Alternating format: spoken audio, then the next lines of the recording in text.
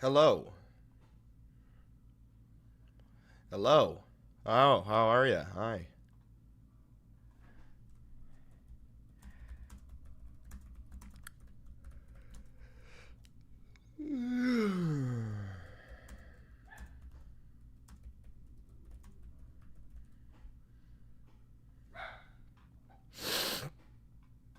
And yeah, you fuckers sleep? Yeah, I sleep like a baby, bro. I sleep like a baby. I sleep like a baby.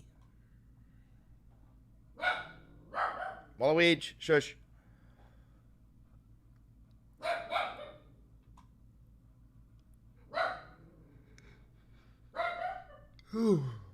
But I think CNN is a gutless group of people. But reports coming from the region suggest that the sides accuse each other for violating the ceasefire. So I think they both violated it. I don't think I'm not sure they did it intentionally. They couldn't rein people back. I don't like the fact that Israel went out this morning at all, and I'm going to see if I can stop it. So as soon as I get away from you, I'm going to see if I can stop it, okay? Have you spoken to him this morning? How confident are you that Iran is completely I think it's been completely demolished. I think the reason we're here is because those pilots, those B-2 pilots, did an unbelievable job. And you know, the fake news, like CNN in particular, they're trying to they're trying to say, well, I agree that it was destroyed, but maybe not that destroyed. You know what they're doing? They're really hurting great pilots that put their lives in the line. CNN is scum, and so is MSDNC. They're all, and frankly, the networks aren't much better. It's all fake news, but they should not have done that. Those pilots hit their targets. Those targets were obliterated, and the pilots should be given credit. They're not after the pilots, they're after me. They want to try and demean. Do you believe that Iran can rebuild its nuclear program? No, Iran will never rebuild its nuclear. From there? Absolutely not. That place is under rock. That place is demolished. The B-2 pilots did their job. They did it better than anybody could even imagine. They hit late in the evening. It was dark with no moon, and they hit that target with every one of those things, and that place is gone. But when I see CNN all night long, they're trying to say, well, maybe it wasn't really as demolished as we thought. It was demolished. You take a look at the pinpricks, and you see that place is gone. And I will say, I think CNN ought to apologize to the pilots of the B-2s. I think that MSDNC ought to apologize. I think these guys really, these networks and these cable networks are real losers. You really are. You're real losers. You're gutless losers. I say that to CNN. Bro, he can't stop. He can't help himself. He is so fucking angry, dude. He's literally having a crash out. Watch it. I have no choice. I gotta watch that garbage. It's all garbage. It's all fake news. But I think CNN is a gutless group of people. And the people that run it, nobody even knows it's been sold so many times. But the people that run it ought to be ashamed. MSDNC, a guy named Brian Roberts, he heads it. He's a disgrace. He's a weak, pathetic disgrace. Israel says that Iran violated the peace agreement, the ceasefire agreement. Do you believe that Iran is still committed to peace? Yeah, I do. They violated it, but Israel violated it too. Are you questioning if Israel is committed? Israel, as soon as we made the deal, they came out and they dropped a load of bombs, the likes of which I've never seen before. The biggest load that we've seen. I'm not happy with Israel. You know, when I say, okay, now you have 12 hours, you don't go out in the first hour and just drop everything you have on them. So I'm not happy with them. I'm not happy with Iran either.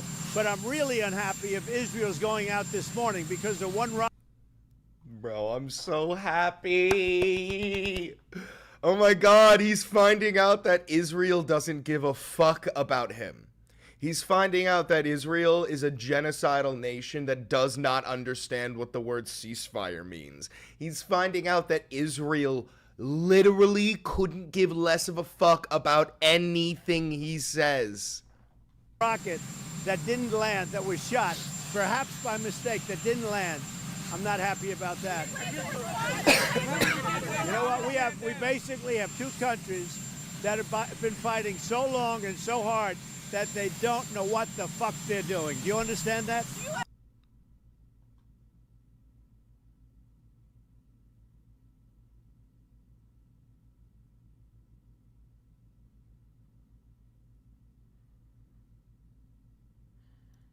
I don't think he's ever dropped the F-bomb as a president. I don't think he has ever dropped the F-bomb as a president. Do you understand how momentous that is? Do you understand how momentous that he's breaking? He's breaking. He can't understand why they won't listen to him. We have two countries that have been fighting so long and so hard that they don't know what the fuck they're doing. Do you understand that? Do you have to respond to Iran?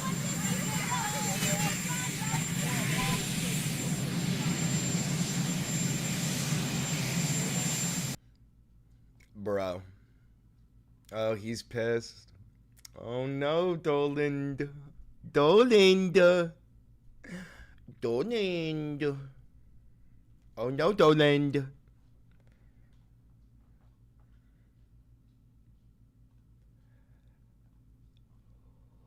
Alright, so he posted on Truth. Now that we have made base abroad, we must finish the job here at home by passing the great big beautiful bill.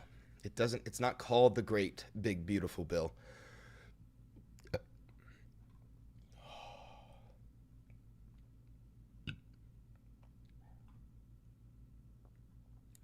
No one goes on vacation until it's done. Fuck you.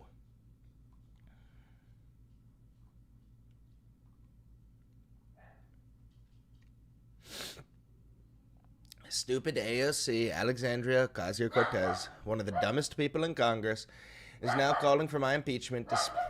Luigi, despite the fact that crooked and corrupt Democrats have already done that twice before. Oh.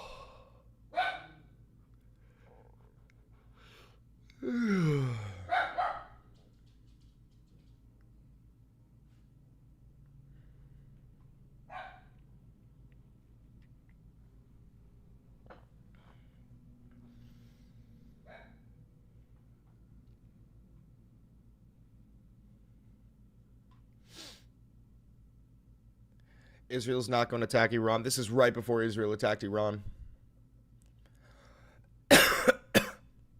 While doing a friendly plane wave to Iran.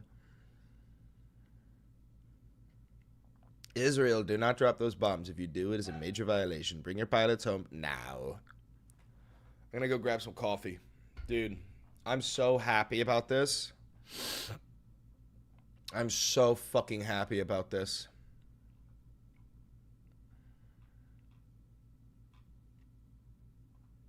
I'm gonna go grab some coffee. I don't think so, but I'm not happy that Israel's going out dude, you now. would have There to be was one mentally stunted rocket to that I think that guess was ceasefire fired was going to happen. overboard. It was after the time limit, and it missed its target. And now Israel's going out. These guys got to calm down. It's ridiculous. How will you respond if the ceasefire is fired? I didn't like plenty of things I saw yesterday. I didn't like the fact that Israel unloaded right after we made the deal. They didn't have to unload. And I didn't like the fact that the retaliation was very strong. But in all fairness, Israel unloaded a lot. And now I hear Israel just went out because they felt it was violated by one rocket that didn't land anywhere. That's not what we want, I'll tell you. And I'm telling you, I'm not happy about that, Israel, either. All I do is play both sides. I'm going now, as you know, to NATO. Some of you are going with me, and I think it's going to be successful. We'll see. I'll let you know. Do you believe that Iran is still committed to peace? Yeah, I do. They violated it, but Israel violated it too. Are you questioning if Israel is committed? Israel, as soon as we made the deal, they came out and they dropped a load of bombs, the likes of which I'd never seen before. The biggest load that we've seen. I'm not happy with Israel. You know, when I say, okay, now you have 12 hours, you don't go out in the first hour and just drop everything you have on them. So I'm not happy with them. I'm not happy with Iran either. But I'm really unhappy if Israel's going out this morning because of one rocket that didn't land, that was shot, perhaps by mistake, that didn't land. I'm not happy about that. You know what? We basically have two countries that have been fighting so long and so hard that they don't know what the they're doing. Do you understand that? Do you have to respond to Iran? The president does not know. The president of the United States does not know if this ceasefire is still in effect. That's where we are this morning. He thinks both sides have violated it. And you heard him at the end there, just words of really, I think, frustration with both Israel and Iran with what's taken place since the president announced this deal. Saying they don't know what they're doing and saying these guys have got to calm down. It's ridiculous. We're going to be replaying that quite a lot today and waiting for more reaction now from the region. Let's bring in our team coverage on this. We have CNN's Elena Treen live for us from the White House. Jeremy Diamond standing by in Israel. Fred Pleitgen also in Tehran for us this morning. Elena, first to you. This is some very important perspective coming from President Trump this morning. Hold on. I'm live on YouTube right now watching Donald Trump cry like a little baby. And honestly, dude, nothing gives me more joy than watching Trump fail. This makes me so fucking happy.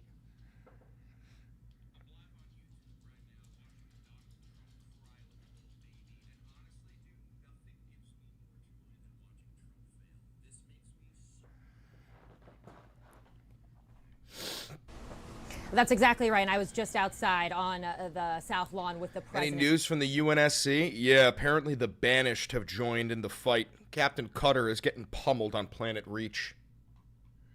And as he was speaking with us this morning before he departed on Marine One, look, he is very, very frustrated and essentially downright angry. I have to argue. I mean, I've spent a lot of time with President Donald Trump. This is one of the most visibly angry times I have seen him. Look at Donnie. Look how mad he is. With both countries, both Israel and Iran. We asked him, does he believe the ceasefire is going to hold? He is. After we saw kind of these sharp, the missile potentially fired from Iran, but then also the sharp language from the Israel foreign minister saying that he wants to retaliate with full force. The president said he does believe and he hopes that it will hold, but then why won't Israel obey me? Why won't Israel do what I tell them to do? Is it because they have a video of me fucking children on Epstein Island? Oh no! He said as soon as he finished talking with us, he was going to make some calls and try to stop it. That was a direct quote. He said, I'm going to try to stop it as soon as I finish speaking with you all.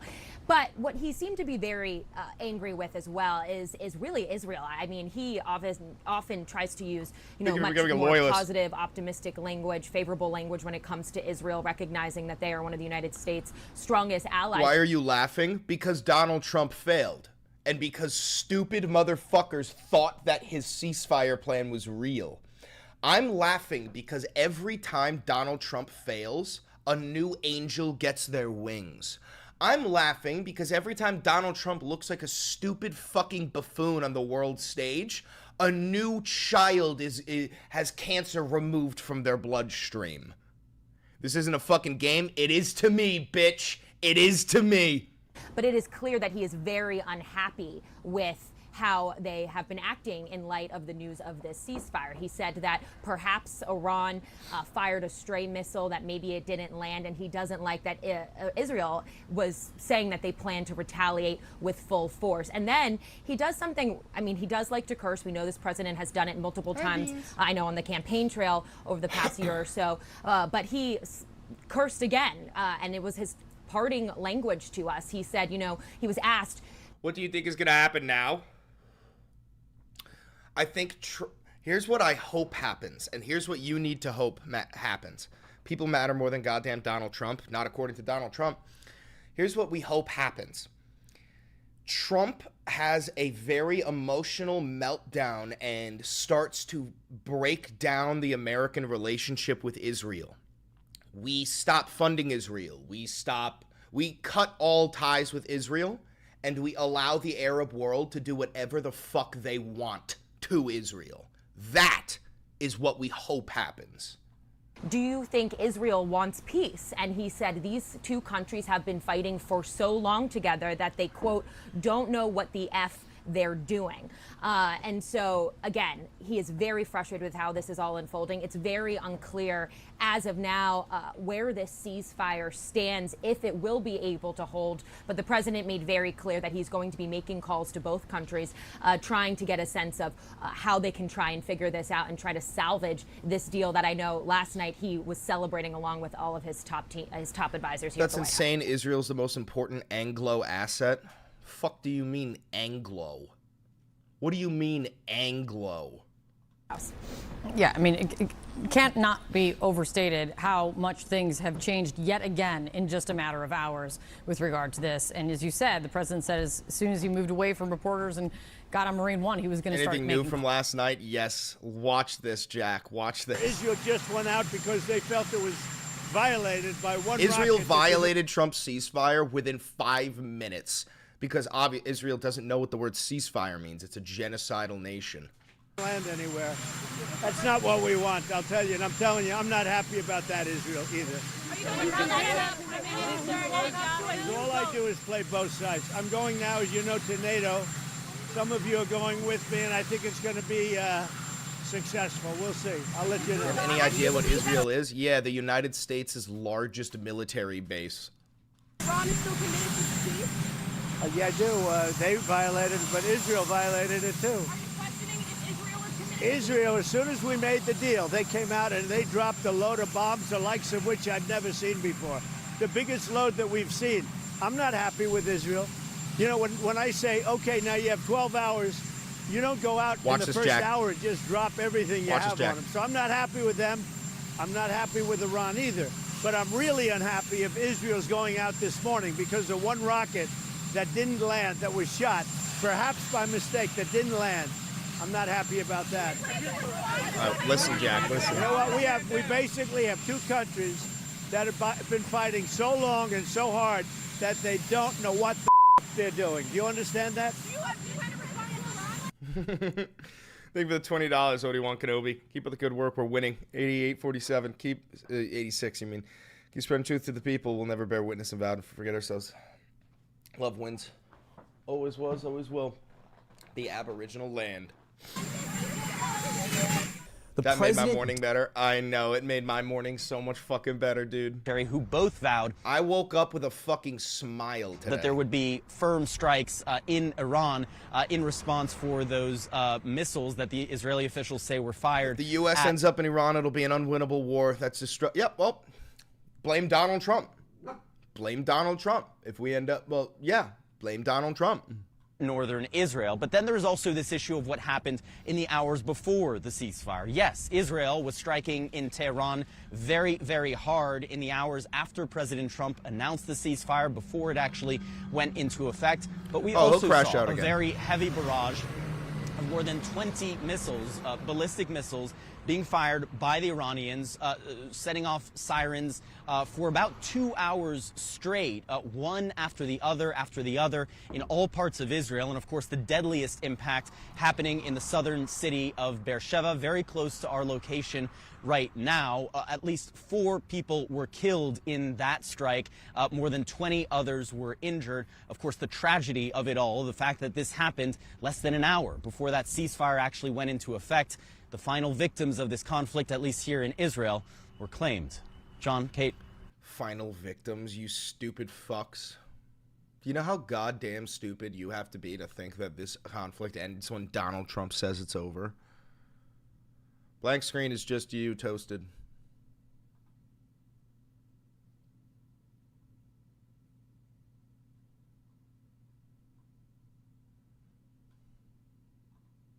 Now let's go to the White House, where Alexandria Hoff joins us with the latest. Hey, Alexandria. Hey, good to be with you. You know, the conversation you were just having, I think, illustrates something that the president was speaking to. Americans are able to easily have that conversation on, hey, the ceasefire was made, let's not. I think we got to make a quick cover of that. We got to cover this real quick.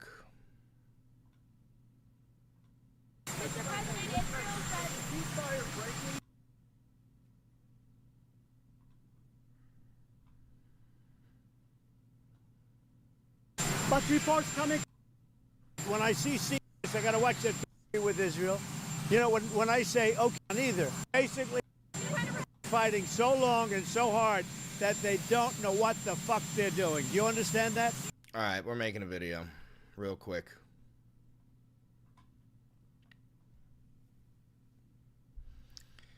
We got to get Trump's truth up, too. Okay.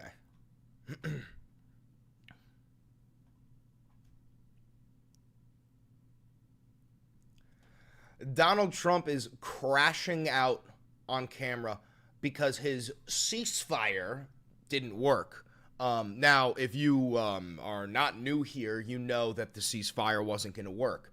If you're not riddled with brain worms, then you know that Donald Trump can't declare a ceasefire between Israel and Iran.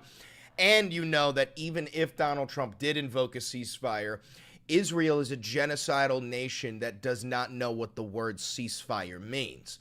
They violated over 900 ceasefires in the past 2 years.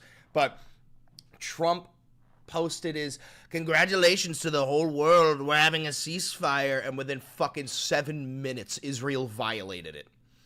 And it seems like Donnie might be realizing that he actually does not have power, that Israel has power, that the United States of America is bought and paid for by the Israelis. So let's watch Trump just for a second. We're going to watch the whole thing here, but just listen to this. Fighting so long and so hard that they don't know what the fuck they're doing. Do you understand that? So that's that is momentous. For Trump to drop an F-bomb for the first time as a president on camera, right? Willingly. That means he's pissed. And he's not pissed at Iran. He's pissed at Israel. So all we can do is hope to God that this whole thing breaks down the American relationship with Israel and somehow weakens the genocidal nation of Israel. So let's watch this clip. Thank you for the gifted membership, Cyber Demon. Before we get in here, let me remind you to like, comment, subscribe, and hit the notification bell. It costs you nothing, and it helps me immensely. I'm Chris Valenti. I'm a douchebag who majored in history and minored in political science. If you want to support the channel financially, please do. This is real independent media, and I have no funding. So $1, $5, $10, it all goes a long way. This is entirely grassroots funded independent media. Thank you very much for the recent subscribers. But reports coming from the region suggest that the sides accuse each other for violating the ceasefire. So I think they both violated it. I don't think I'm not sure they did it intentionally. They couldn't rein people back. I don't like the fact. Oh, I don't think they violated the ceasefire intentionally. Oh, they're just small boys. They're small boy. They don't know what to do. That Israel went out this morning at all, and I'm going to see if I can stop it. So as soon as I get away from you, I'm going to see if I can stop it. Okay? Have you spoken to him this morning? How confident are you that Didn't you say not even 3 days ago that World War III? What changed? Nothing. We're in World War III. What do you think fucking changed? What do you think, that this ceasefire is real? Do you think that Israel and Iran have stopped firing at each other? You think that the British and the French are not still on board? You think that Pakistan didn't guarantee that they would nuke Israel? You think that India didn't say that they would nuke Iran?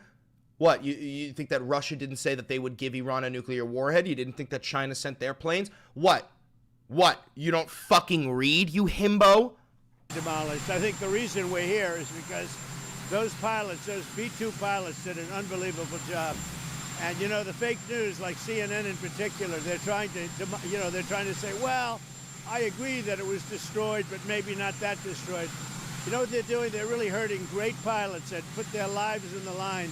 CNN is scum, and so is MSDNC. They're all, and frankly, the networks aren't much better. It's all fake news, but they should not have done that. Those pilots hit their targets. Those targets were obliterated, and the pilots should be given credit. They're not after the pilots, they're after me. They want to try and demean. You don't believe that Iran can rebuild its nuclear program? No, Iran will never rebuild its nuclear. From there? Absolutely not. That place is under rock. That place is demolished. The B-2 pilots did their job. They did it better than anybody could even imagine. They hit late in the evening. It was dark with no moon, and they hit that target with every one of those things, and that place is gone. But when I see CNN all night long, they're trying to say, well, maybe it wasn't really as demolished as we thought. It was demolished. You take a look at the pinpricks. He didn't even destroy their nuclear program. The Iranians have intelligence probably embedded within the United States government, and he didn't destroy their nuclear program. They moved their stockpiles. They moved their scientists. He bombed nothing. And you see, that place is gone. And I will say, I think CNN ought to apologize to the pilots of the B-2s. I think that MSDNC ought to apologize. I think these guys really, these networks and these cable networks are real losers. You really are. You're real losers. Jack, the entire fucking world is laughing at the 77 million morons who voted for Trump. That's what we're going to call them from now on. The 77 million morons. The people never forget. Truth is antidote. Thank you for the $2. Losers. I say that to CNN because I watch it. I have no choice. I got to watch that garbage. It's all garbage. It's all fake news. But I think CNN is a gutless group of people. And the people that run it, nobody even knows it's been sold so many times. But the people that run it ought to be ashamed. MSDNC, a guy named Brian Roberts. Chatter says the Iranians aren't even interested in the war no more. They've declared victory. Oh, yeah? Then why is Israel currently bombing Iran as we speak, and Iran is vowing to take vengeance as we speak? He heads it. He's a disgrace. He's a weak, pathetic disgrace. Israel says that Iran violated the peace agreement, the ceasefire agreement. Do you believe that Iran is still committed to peace? Yeah, I do. They violated it, but Israel violated it too. Are you questioning if Israel is committed? Israel, as soon as we made the deal, they came out and they dropped a load of bombs, the likes of which I'd never seen before. The biggest load that we've seen. I'm not happy with Israel. You know, when I say, okay, now you have 12 hours, you don't go out in the first hour and just drop everything you have on them. So I'm not happy with them. I'm not happy with Iran either. But I'm really unhappy if Israel's going out this morning because of one rocket that didn't land, that was shot, perhaps by mistake, that didn't land. I'm not happy about that. You know what? We basically have two countries that have been fighting so long and so hard that they don't know what the fuck they're doing. Do you understand that?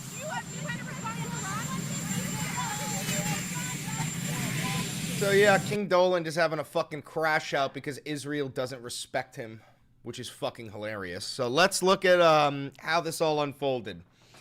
So Trump announces his stupid fucking ceasefire last night. We all know that. And then 9 hours ago, he goes, "The ceasefire is now in effect. Please do not violate it. Donald J. Trump, President of the United States." Then, within 5 minutes of that post, Israel bombed the ever-loving fuck out of Iran. Okay?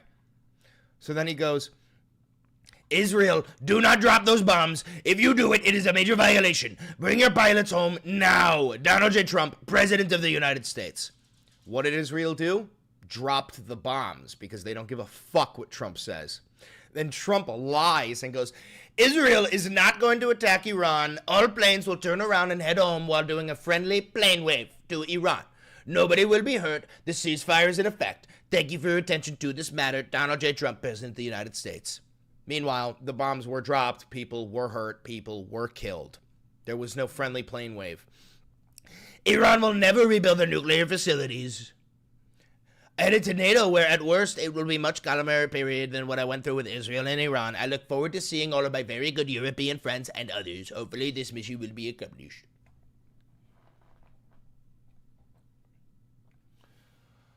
Oh, some bullshit about the big beautiful bill. "Mike Huckabee has been a great ambassador to Israel. Thank you, Mike." Wow. All right, so listen, if you're watching this pre-recorded on YouTube, I'm probably going to cut it here because we got a lot more to cover. If you're watching this live, you keep staying. You stay here. But yeah, listen, if you thought Trump and his ceasefire was real and was going to stick, you're so fucking stupid I could sell you beachfront property in Kentucky. Please never speak again. Like, shut the fuck up forever. Please shut the fuck up forever. If you thought Trump's ceasefire was real, this goes to you, Julian. I love you, buddy, but shut the fuck up forever. Let the adults take care of politics, okay? We'll handle it. Anyway, thank you very much. If you're here live, you stay. Don't forget to like, comment, subscribe, hit the notification bell, and do me one other thing. hit that button right over there. I promise you, it's a banger. Oh, Jesus Christ. All right, so now we got to get Trump on the... Trump says fuck.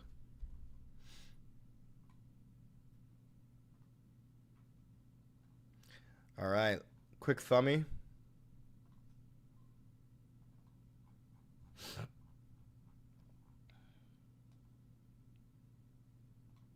Episode 161.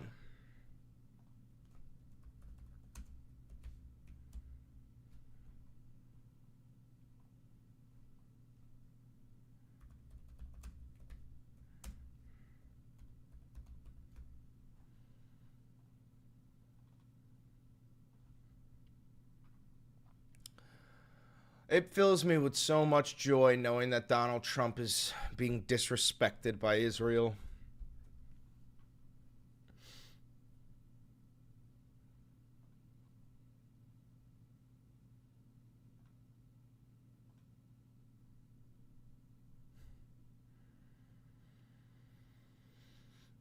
Zoran Mamdani went on Stephen Colbert. Or, is it Colbert? No, not Colbert. Stephen Jimmy something. Stephen Jimmy Fallon Jimmy.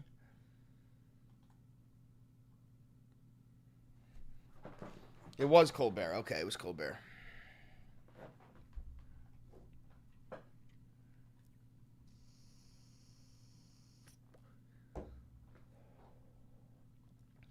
All of my comments about Israel being removed. Oh, are you just finding out that Israel controls planet Earth?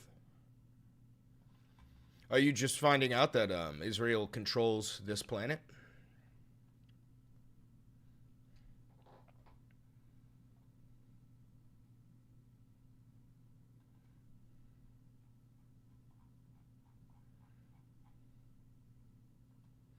Thanks for the $10. We the people who rule the world. The voices running, boy and girl, speak your truth, share your voice. The time is now. Solidarity with the people. Hell yeah. Hell yeah, brother. First war, bro. You new here? First war in the Middle East, dog. It was Jimmy Fallon. I don't know if it was Fallon. Bro, I have to take such a fat shit. Oh my God. I actually think I might fucking shit my fucking pants. I'm gonna get you guys a YouTube video while I go shit.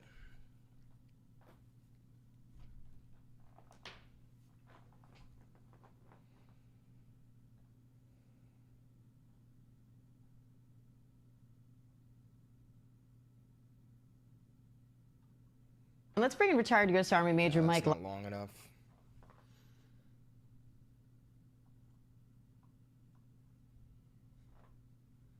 All right. We've I'm also gonna go take a shit. I'll be right back. Just an hour ago, Leaving you it with shows this. how Americans feel about the president's decision to attack those nuclear sites in Iran. So here's what we know. 56% of Americans surveyed here disapprove of the military action in Iran, while 44% approve it. When asked if they think the strikes will make Iran more of a threat to the U.S. or less, more than half said more. Now, President Trump has announced a ceasefire between Israel and Iran, of course, but some Americans are skeptical about the president's motivations. I think it's important to remember that there has been a repeated pattern of using diplomacy and negotiations to try to catch Iran off guard and launch sneak attacks on Iran. Isaac Dever, Chuck Brocha, and Ashley Davis are joining me again. I'm kind of cautiously reading these numbers because things have just moved so quickly since the initial strikes, but I always look at the number of independents, and I was surprised there to see that number be 60% over 40. You're nodding. Yeah, because that's the most important piece. We expect Democrats and Republicans to run to their corner no matter almost what the issue is. Overall, in all the polling I've ever done, most folks are against war, against sending troops to war.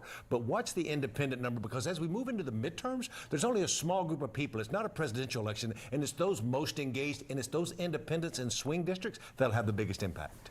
What do you see in this? You see that there is not an appetite for foreign engagements, and that includes, I think, yes, look at the independents, but even among Republicans, there is a split that's there. We don't know, given how quickly things are moving, and also given how for so many issues, the Republican base and Republican officials just snap back into whatever Donald Trump is saying to do, and with no opposition in Congress coming, whether that will hold. But it does show that there is an issue here of people not wanting this to happen, even as a lot of people who are thinking seriously about what's going on in Iran think that stopping Iran from having a nuclear weapon. And what is a good happens thing. next is obviously going to color this view. You know, when we're looking at the numbers, do you trust Trump to make the right decisions on use of force in Iran? Again, 55% no. That's very different from just, are these strikes okay or not? Ashley, what do you hear in that doubt? Well, first I want to say, and I should have said this at the beginning, that we should be thanking our United States military for what they did. What was accomplished with no lives lost was an amazing feat. In my lifetime, Iran and the nuclear weapons have always been a horrible threat to this country, and they support terrorists more than any other country in the world.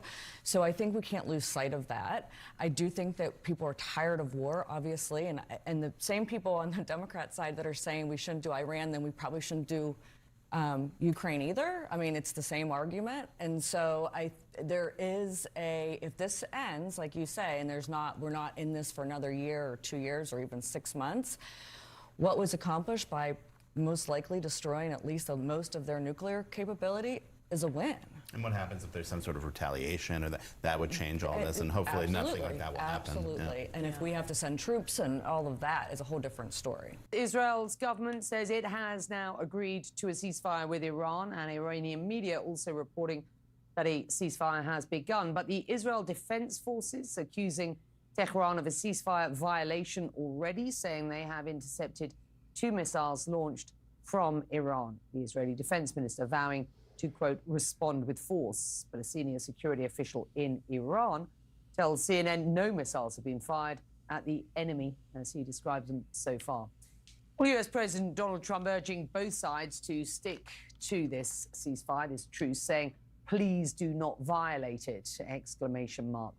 Well, a new CNN poll shows US airstrikes against Iran over the weekend are broadly unpopular.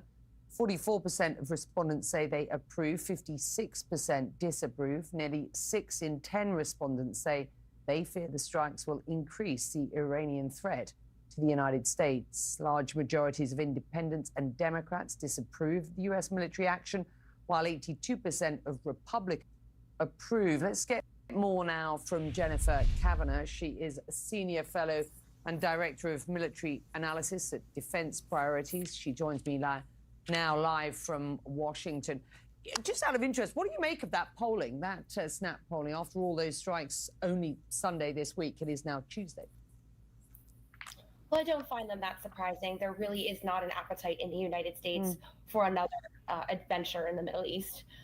People are tired of foreign wars, especially after Iraq and Afghanistan proved to be quite disastrous and are very broadly unpopular across the Republican and the Democratic Party. So I'm not that surprised that another use of military force would be unpopular and probably spark worries among a lot of voters that this is just the start of another long-term campaign in the region. You have deep insight into military strategy. So let's just take a step back here and consider the following. Donald Trump has taken credit overnight regional time, for this ceasefire, what he calls the end to this 12-day war. We have seen certainly some fragility, if not violation, of that very ceasefire in the past hours or so. As you assess what you see going on and strategy from both sides, what's your snap assessment? Well, it's not uncommon for take a little bit of time for a ceasefire to take hold, for hostilities to stop. So I'm not that surprised that there's some uncertainty about where things stand right now. I think things are certainly trending in the direction of at least a temporary stop to the airstrikes that we've seen. Israel was signaling even yesterday that it was getting towards the end of its target list, both because the United States had signaled it wanted to de-escalate, but also probably it's running low on air defense interceptors as well as its own munitions. And Iran similarly has suffered significant military damage and doesn't have an endless stockpile of missiles. So I would expect to see a temporary cessation of hostilities here. However, the bottom line is that the fundamental problem of Iran's nuclear program hasn't really been addressed. An unbelievably we still don't fat know shit where I just most took. of Iran's stockpile of highly enriched uranium is. We still don't know how much of their nuclear enrichment capabilities remain. So it's not clear to me that this is the end forever, even if it's the end for right now. Yeah, and as your recent analysis overnight points out, there were real questions about what was accomplished over the past 2 weeks, given the high Trump risks truth? and the... Oh, wait, we still got to make our thumbnail, though, but let's see Trump truth.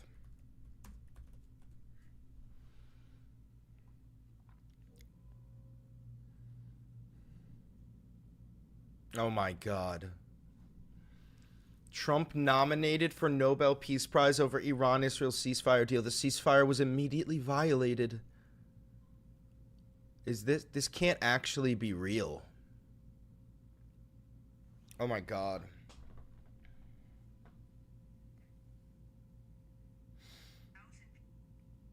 Thank you for the $20. Can Trump please be humiliated at a time more convenient for Aussies? Biggest national embarrassment was swearing on national TV. Sorry, brother. Sorry. So Trump just posted on Truth Social that he should be nominated. He was nominated. Representative Buddy Carter credits President Donald Trump with preventing Iran from obtaining most. Brother, your ceasefire deal didn't work. I mean this, bro. If you still support Donald Trump, do you have brain worms?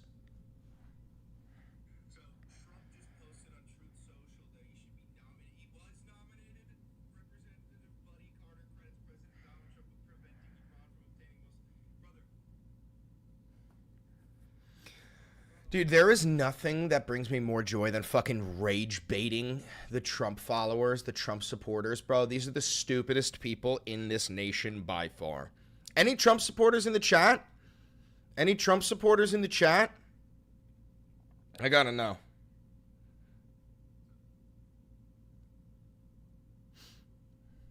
Come on, there's gotta be one. I really want to bully somebody. I really want to bully somebody. There's not one of you? There's not one of you? Damn.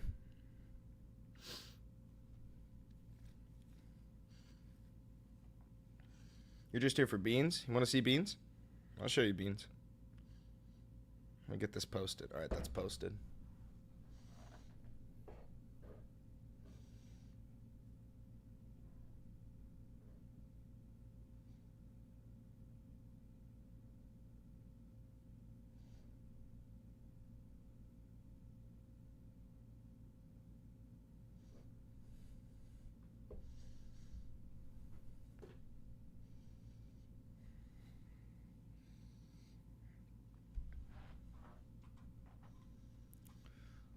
All right, let's get that thumbnail made.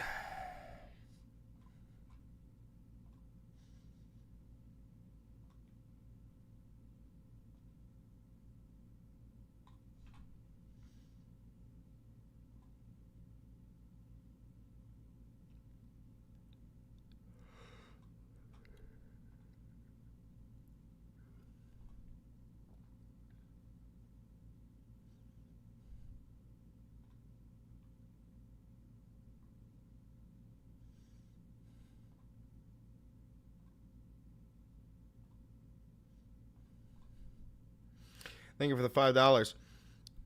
The devil would be a better president? Absolutely. I would quicker vote for Satan than Donald Trump. Are you out of your fucking mind?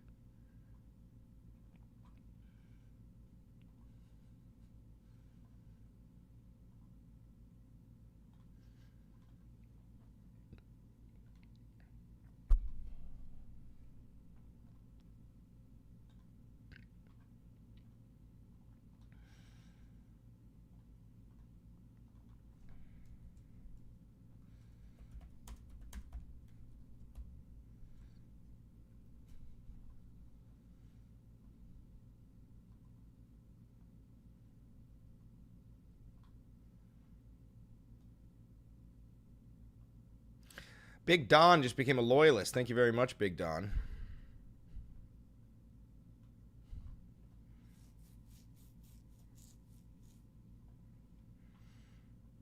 Oh, wait, you know what we should also put in? A smiling Netanyahu creeping in the corner, right?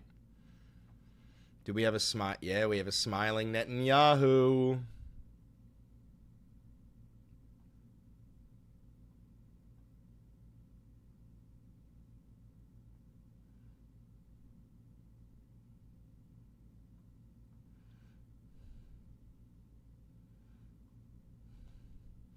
There we go.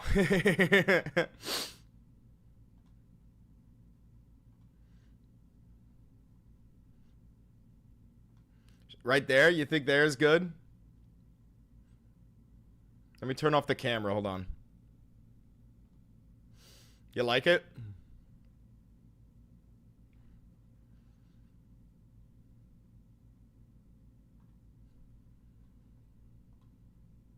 Behind Donnie?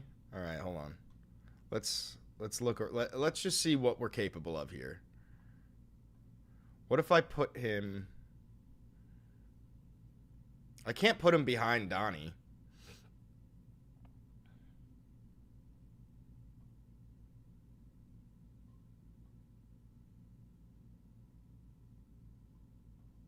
How about that? How about that?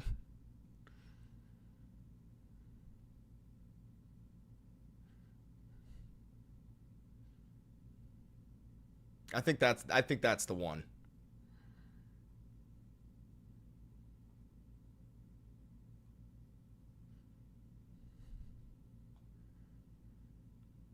Yeah, no ceasefire. Donald Trump can't just declare a ceasefire between Israel and Iran. Israel's a genocidal Nazi regime that doesn't understand what the word ceasefire means.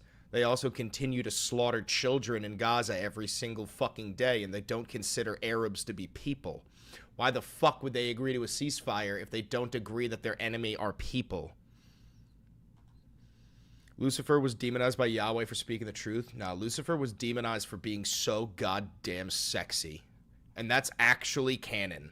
It's canon to the Christian anime that Lucifer was the sexiest fucking angel who ever lived. So they banished him for trying to be better than God. They literally banished him for trying to be better than God.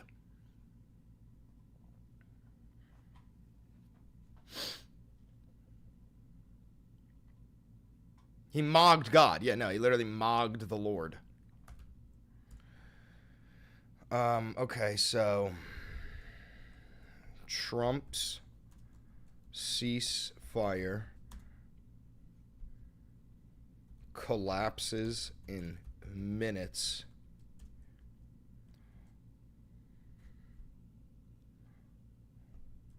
Watch him crash out live.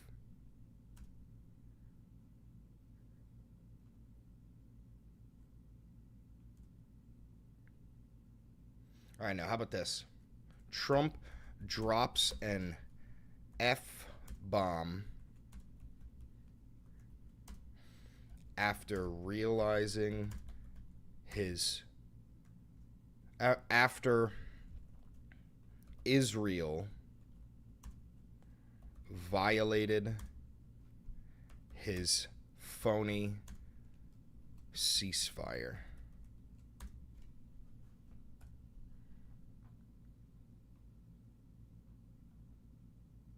Oh, let's do watch. Hold on, let's say watch.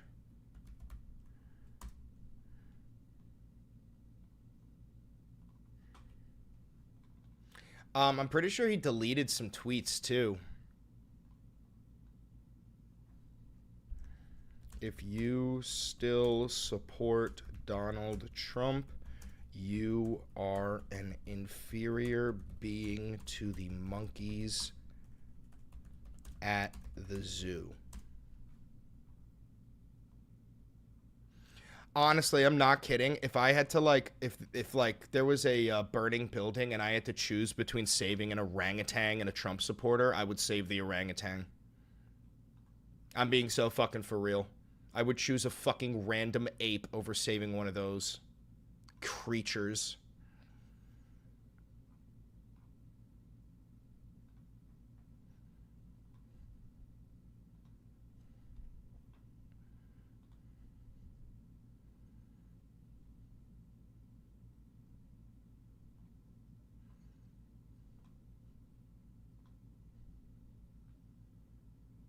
Trump for because he cares for us.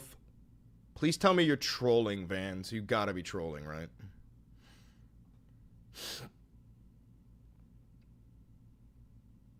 Oh, did I not put that in the fucking... Shit, hold on. Playlist. The Valenti VOD. There we go. Save. Do you think there will be regime change? I think that is... So Israel will not stop bombing Iran until there is regime change. So that's what Trump is starting to realize, is that he has no control over Israel. What's wrong with Trump supporters? They're mentally stunted. They're dangerous fascists.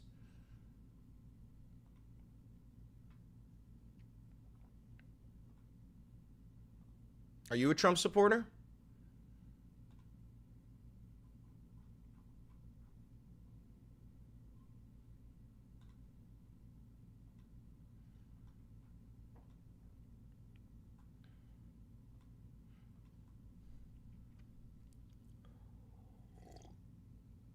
Oh, it's not going to be long enough, Alice.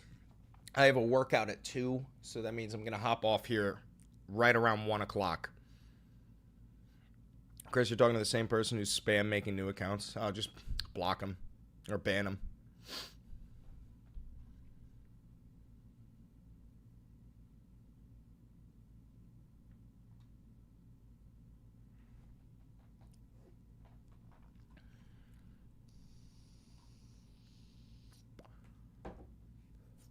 This one for my orangutans, people of the forest.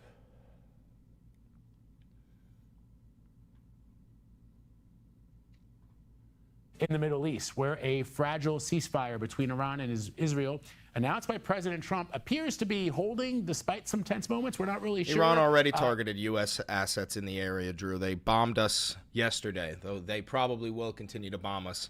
This morning, Israel accused Iran of violating the truce by launching more missiles, and then they vowed to retaliate. Now, before departing the White House for a NATO summit in the Netherlands, President Trump expressed his frustration at both countries. Listen to this. We basically have two countries that have been fighting so long and so hard that they don't know what the they're doing. Do you understand that? Yeah, I think we understand it. Message received. Moments later, in a post to Truth Social, the president insisted that the ceasefire is in effect and no further bombs would drop. We have team coverage for you this morning. First, with our senior White House and political correspondent, Ed O'Keefe, who's at The Hague, where the president is expected to attend today's NATO summit. CBS News national security contributor Samantha Vinograd is following developments from Washington, D.C. But first, before we get to those two, I want to bring in CBS senior foreign correspondent Holly Williams from Erbil, Iraq. Okay, Holly, just from where you are in the Middle East, what is your understanding of the state of this very fragile ceasefire at this hour? Yeah, hey there, Vlad. It certainly looks pretty precarious, doesn't it? Both sides kept firing right up until the moment the ceasefire went into effect. One Iranian missile hit a residential building early this morning in southern Israel. At least 4 people were killed. And then after the ceasefire went into effect, Israel said that Iran launched 3 missiles, although there was no damage. So Trump said regarding regime change, he said, regime change takes chaos, and ideally we don't want to see so much chaos. You know, the Iranians are very good traders, very good business people, and they've got a lot of oil. They should be fine. They should be able to rebuild and do a good job. They're never going to have nuclear, but other than that, they should do a great job. Waluigi! Meanwhile, he fucking said on Truth Social, it's not politically correct to use the term regime change, but if the current Iranian regime is unable to make Iran great, then why shouldn't there be a regime change? Miga. Waluigi, do hai ras, come si hirfe las! Damage, no casualties. And then Israel said that it retaliated by destroying a radar array inside Iran, but then refrained from any further retaliation after a phone conversation between President Trump and Israel's Prime Minister Benjamin Netanyahu. Iranian state TV said that Iran's media denied violating the ceasefire. So it certainly looks fragile, but there's also enormous pressure Liberal from the US LGBTQ boy, bro, I am a socialist. I am far scarier than a liberal to you, bro. You probably just heard the word communism and Karl Marx was projected into your peripheral. Stick. Don't ban that guy. Yeah, unless it's I mean, like a brand new account. You've Fuck! seen, Oh, no you banned doubt, it. Holly, the Truth Social posts, the tweets, whatever you want to call them, from the President of the United States. He frequently takes to social media for Hey, votes diplomatic Democrat, purposes. though. Same Is there- thing. Back to my sister wife. An understanding that this might actually work, that imploring, begging, essentially, the Iranians and the Israelis to stop firing at each other on Truth Social, will that work? Well, look, diplomatic wheels are clearly turning, aren't they? But, you know, what are the... Thank you for the $5. Won't let me cuss out Gramps Tangerine, but the people who support that creature have had their time to change their mind. Yeah. No, they've possibilities had here. all One the is, time I in the guess, world. that the ceasefire could break down and we could go back to a war between Israel and Iran. If the ceasefire does hold going forward, I guess there are a few possibilities. One is that Iran could capitulate, could either give up its nuclear program or curtail it radically. He just posted again. Please, brother, become a communist. Brother, I used to be a communist. I'm not a communist anymore. Now I understand socialism a bit more. It's not that communism is bad. It's that we're not ready for communism. Oh, my God. I think he's shitting, bro. Guys, he's shitting again. Let it be noted, Donald Trump poops at around 11 in the morning and 9:30 at night. Okay? And we know this because he does this when he shits. So 1, 2, 3.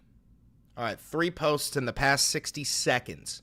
He's shitting, bro. If I refresh, I bet there's another. No. All right. Donald Trump is pooping right now, guys. Oh my God, less than a minute ago. Listen to this, CNN breaking.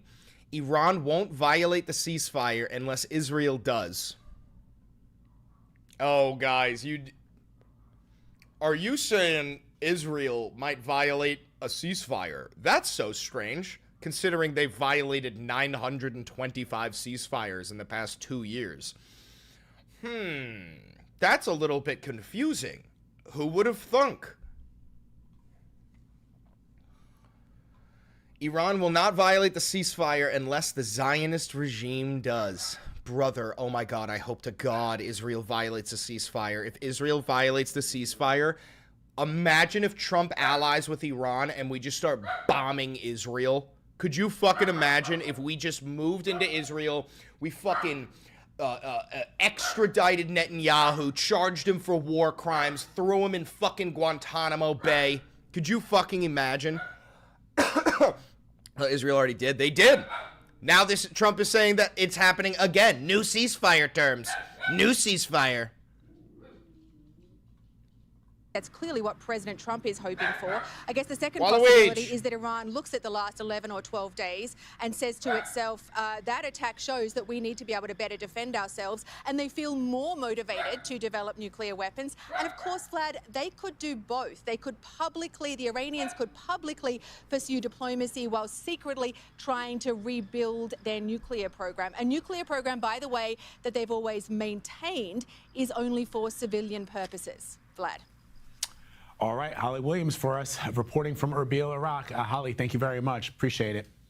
Now, as the back and forth over the ceasefire continues, the president, as we mentioned, is heading to the NATO summit in the Netherlands. The ongoing conflict between Israel and You're going to dodge your country? I mean, not a bad idea to leave Australia. I don't know what you mean, dodge. Iran is expected to dominate discussions. CBS News senior White House and political correspondent Ed O'Keefe is joining us from The Hague, where that summit, as we say, is about to take place. So I don't know, Ed, it sort of feels that the president perhaps, and I'm speculating here, but perhaps expected that when he arrived at The Hague to meet with members of NATO, that there would be some level of applause, of appreciation for what had happened. But this morning, the president is imploring both Iran and Israel. Dude, Trump is delusional. He thought that he was going to be welcomed with cheers and claps. And we love you, King Doland. We love you, King Doland. And roses and kisses. Like, oh my God, he actually is so fucking delusional. Stop firing at each other. What are you hearing from the ground?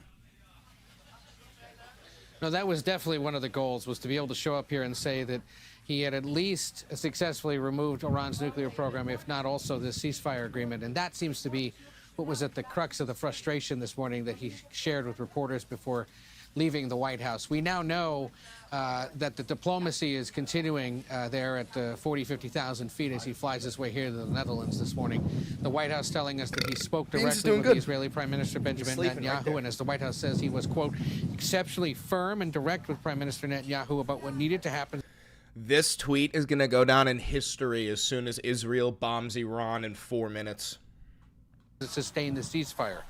The Prime Minister understood the severity of the situation and the concerns President Trump expressed. That from the White House. Israeli media reporting similarly that they did speak and that Netanyahu seemed to be getting the message.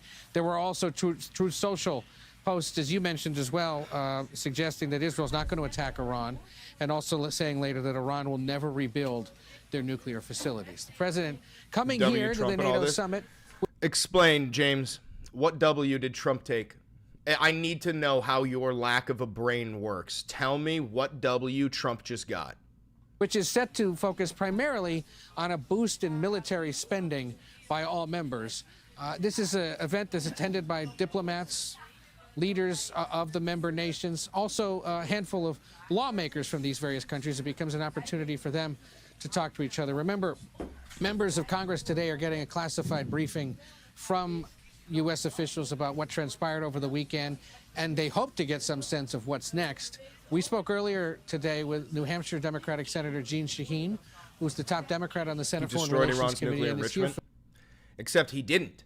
Except the Iranians moved their nuclear stockpile and all of their nuclear scientists, and we didn't stop their nuclear program. So, try again. For the summit about the situation in Iran. Take a listen. I think the threat of Iran with a nuclear weapon is a huge concern. It's a concern for America. I think you did. I don't believe Iran like you. So you believe Donald Trump, a notorious pathological liar. You also, hold on, wait. You do know that Marco Rubio and J.D. Vance were directly asked if they destroy the nuclear program, and they refused to answer. J.D. Vance says, all right, hold on. J.D. Vance, 12-day war. You have proof of that? Yes. Yes, I do.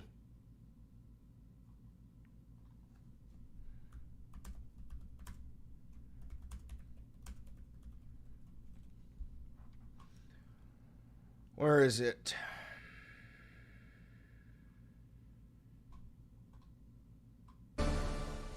Breaking tonight, as mentioned, Vice President J.D. Vance is in Los Angeles right now. He's visiting troops and law enforcement dealing with Let's see. J.D. Vance asked about Iran's nuclear program.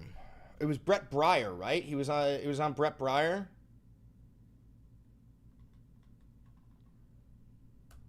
J.D. Vance, Brett Breyer, Breyer, whatever the fuck his name is. Here it is.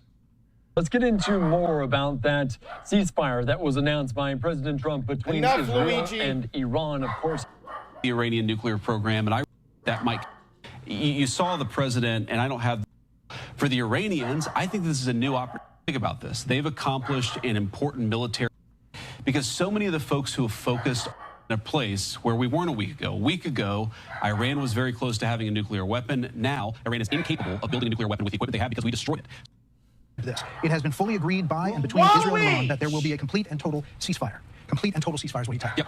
What does that mean? How did it come about? What's the development? Yep. Well, we were actually working on that just as I left the White House to come over here, so that's good news that the president was able to get that across the finish line. I think what it means, Brett, is quite simple. First of all, the president, without, knock on wood, having a single American casualty, obliterated the Iranian nuclear program. We are now in a place where we weren't a week ago. A week ago, Iran was very close to having a nuclear weapon. Now, Iran is incapable of building a nuclear weapon with the equipment they have because we destroyed it. So that's a very, very big thing. Now, what that means, I think, is we have to talk to Iran and, of course, to Israel about what the future holds. Because while we have obliterated the Iranian nuclear program, our hope and our expectation is that they're not going to try to rebuild that program. I think that's what. Now we can't find it. No, we got it here, you dumb fucking bitch. We just have to wait till we find the sound bite. Really trying to figure out here is to build a long-term settlement here to where we can have peace in the region, where our regional allies, of course, the American people, most importantly, can be secured, but where we can ensure that the destruction of the Iranian nuclear program that has already happened is not something they try to rebuild. I want to get to the obliterated part in just a minute, but I just want to read this fully so I get the context here. Congratulations to everyone. It has been fully agreed by and between Israel and Iran that there will be a complete and total ceasefire in approximately 6 hours from now, when Israel and Iran have wound down and completed their in-progress final missions for 12 hours, at which point, the ceasefire for 12 hours, at which point the war will be considered ended. Officially, Iran will start the ceasefire, and upon the 12th hour, Israel will start the ceasefire, and upon the 24th hour, an official end to the 12-day war will be saluted by the world. During each ceasefire, the other side will remain peaceful and respectful on the assumption that everything works as it should, which it will. I would like to congratulate both countries, Israel and Iran, on having the stamina, courage, and intelligence to end what should be called the 12-day war. This is a war that could have gone on for years and destroyed the entire Middle East, but it didn't and never will. God bless Israel, God bless Iran, God bless Iran, God bless the Middle East, God bless the United States of America, and God bless the world. He seems confident that this is all coming together. That's right. And when you left the White House, were you thinking this was all gelling here? When I left the White House, I thought that we might be able to get across the finish line before this broadcast, and it looks like the president has been able to do that. I mean, look, he's been working the phones constantly. Frankly, before the 12-day war started, but certainly over the past 12 days, the president's been extremely clear about America's national objective here. It is to create a world where Iran cannot build a nuclear weapon. We, of course, destroyed the nuclear program that they had, and the president told the entire team, we're going to work to make sure that they don't try to rebuild that nuclear capability in the future. And look, this is a great thing. For Israel, think about this. They've accomplished an important military objective. They've helped us destroy the Iranian nuclear program. They've also destroyed the conventional missile capability of Iran that threatened the country of Israel. For the Iranians, I think this is a new opportunity to actually pursue the path of peace. As I said yesterday, what the Iranians have showed through their support of terror networks, through their now failed effort to build a nuclear weapon, is that they're just not very good at war. And I think the president really hit the reset button and said, look, let's actually produce long-term peace for the region. That's always been his goal. I actually think when we look back, we will say the 12-day war was a loyalist for the entire region. Would you be surprised if Iran is sending out signals that it doesn't have a specific ceasefire plan? How would the communication have been with the Iranians to get this level of confidence to put out that detailed statement? Well, one of the things I've learned, Brett, about the Iranians in the past 4 or 5 months that I've been in this job is what they say publicly and privately can sometimes be very different. I think what the Iranians have shown very clearly is they don't want this war to go on for much longer. Their air defenses have been totally destroyed. Their conventional missile program has been largely destroyed. Of course, their nuclear program has been obliterated, as I said before. So I think the Iranians are at a place where they don't want to keep on fighting. You saw the president, and I don't have the truth in front of me, but he talked about the next 6 hours finalizing the attacks. I mean, I think what he's talking about is right now for the American people watching. Sure, the second time in this video. Hey, listen, dumb fuck. Keep on listening. He's asked directly if we have confirmation that we destroyed their nuclear capabilities, and he refuses to fucking answer. Holy shit. I'm not kidding. I think you guys might be the stupidest people in history.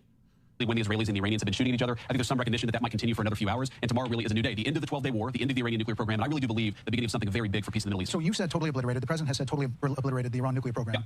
Yeah. Do you know for sure? Here, right here. Try listening, you fucking inbred son of a whore. Please try listening.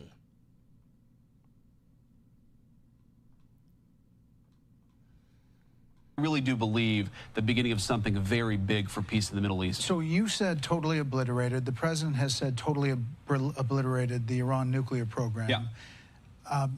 Do you know for sure where all the highly enriched uranium is? Well, Brett, I think that's actually not the question before us. I'm sorry, didn't you say, James and Autumn, you dumb bitch? Didn't you guys say that we destroyed their nuclear program? Let's play this again for you fucking inbred, brainworm-ridden fucking idiots. Do you know for sure where all the highly enriched uranium is? Well, Brett, I think that's actually not the question before us. The question before... And Marco Rubio did the same fucking thing. Hold on. Marco Rubio says, we don't where the uranium is.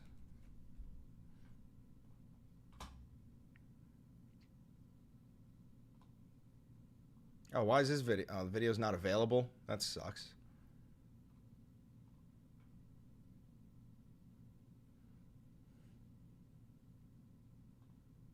Hey, watch this one too, you fucking idiots. There that the United States did not see intelligence that the Supreme Leader had ordered weaponization? That's irrelevant. I think that question being asked on the media, that's an irrelevant question. No, they have that is everything the they key need to build a point weapon. in U.S. intelligence assessments. You know. So wait, first of all, James and Autumn, you dumb inbred hicks.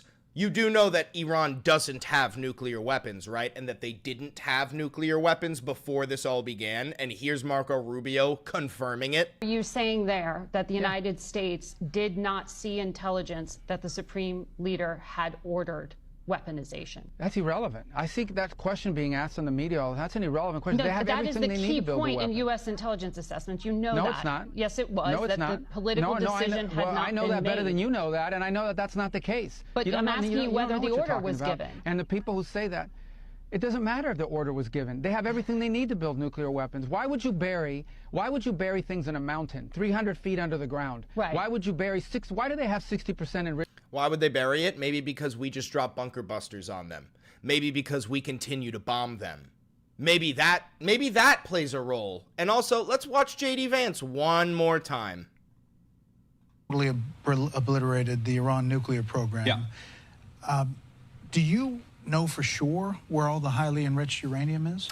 Well, Brett, I think that's actually not the question before us. The question before us is, can Iran enrich the uranium to a weapons-grade level, and can they convert that fuel to a nuclear weapon? And we know, based on the success of our mission, of course, the leadership of the president, but the incredible skill of our military, that the two mission objectives are completely successful. We know that they cannot build a nuclear weapon. Now, you asked about the highly enriched uranium. Yeah, like 900 pounds of it. But what we know, Brett, is that uranium is something that exists in very large supply. Our goal was to bury the uranium, and I do think the uranium is buried, but our goal... Note how he said, I do think. There is no evidence of any of this.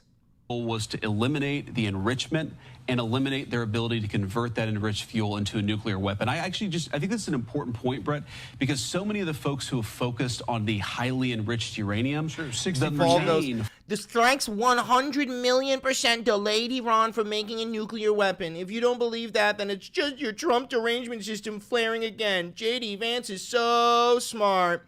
Hey, dumb cunt. You do know that they've been claiming Iran was 2 weeks from making a nuclear weapon since the year 1979, right? You do know that, right, you dumb fucking cunt? Are you aware of that? Focus, Brett, has been to destroy their enrichment capacity, because we don't want that 60% uranium to become 90% uranium. That's the real concern, and that's what was so successful about our mission. So after all this, if the Iranian government survives as is, what's to stop it from rebuilding over time if they in fact moved the 60% highly enriched uranium? You know, that's the concern. No, the big concern, Brett, and this is again what we destroyed, is so hold their on, ability... fall. Did you fall for the propaganda? You think that Iran has been 2 weeks from getting a nuclear weapon since the year 1979? You're a dumb cunt. To enrich uranium. If they have 60% enriched uranium... Chris, I'm just playing devil's advocate, but you've been saying that they don't have nukes, or that Israel had to prove that they have nukes, but you also say that Iran moved their uranium. Yes, because Iran wants nuclear power. Because nuclear power is the fucking future if you want to save this planet. But they don't have the ability to enrich it to 90%, and further, they don't have We have recent proof that they acquired more uranium. We don't. We don't have proof. And you can't provide me with that proof because it doesn't fucking exist. You keep saying proof. You're talking about Israeli Hasbra. You're talking about Israeli propaganda. You don't have any proof. Ability to convert that to a nuclear weapon. That is mission success. That is the obliteration of their nuclear program, which is why the president, I think, rightly is using that term. But here's the question. If Iran is desperate to build a nuclear weapon in the future, then they're going to have to deal with a very, very powerful American military again. Our hope is that the lesson that the Iranians have learned here is, look... My proof is Iranian propaganda? Oh my god, you stupid inbred hick cunt. You don't know what the burden of proof is. All right, we're going to do an experiment for you, you dumb bitch. I have a unicorn right there. Prove that I don't. Prove that I don't have a unicorn right there.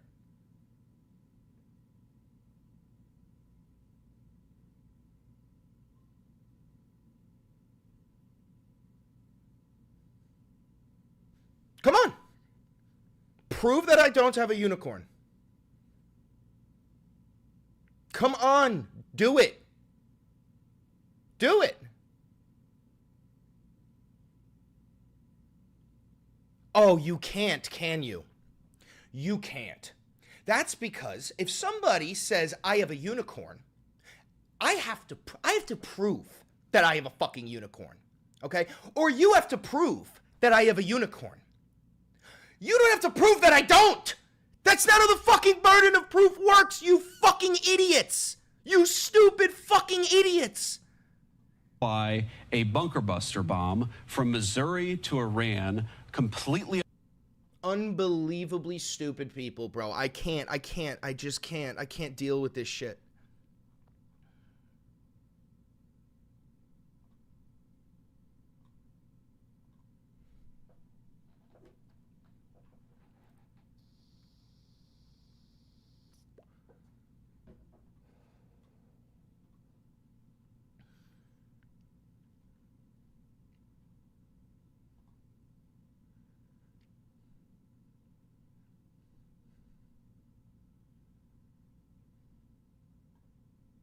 We are continuing to follow developments out of the Middle East, where Iranian and Israeli media channels now reporting that a ceasefire between the two nations has taken effect.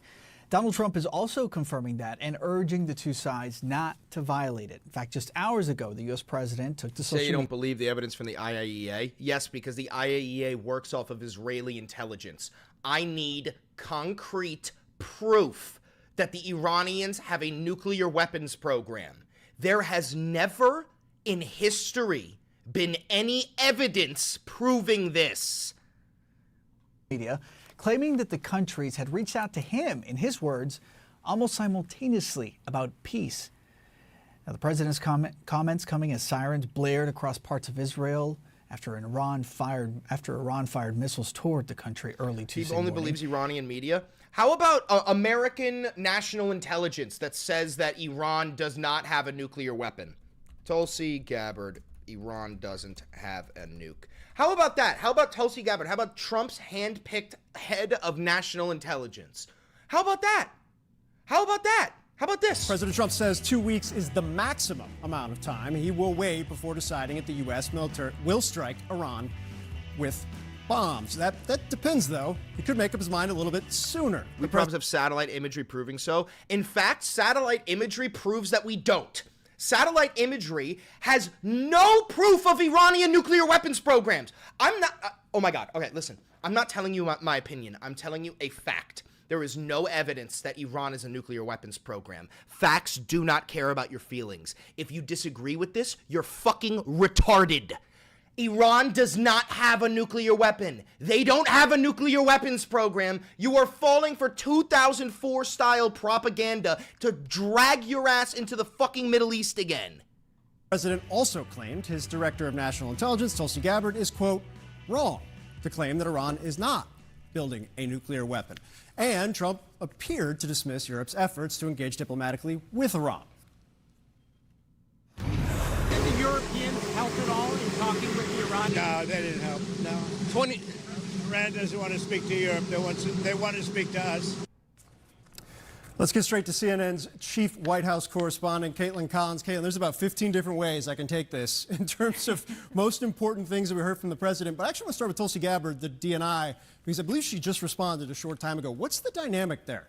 Yeah, this is really striking, Phil, because this is the second time in as many days that the president has undermined his director of national intelligence, Tulsi Gabbard, going as far as today to say that she's wrong when she offered that assessment when she was testifying before Capitol Hill back in March, something that wasn't really widely noticed at the time publicly, but certainly was noticed inside the administration.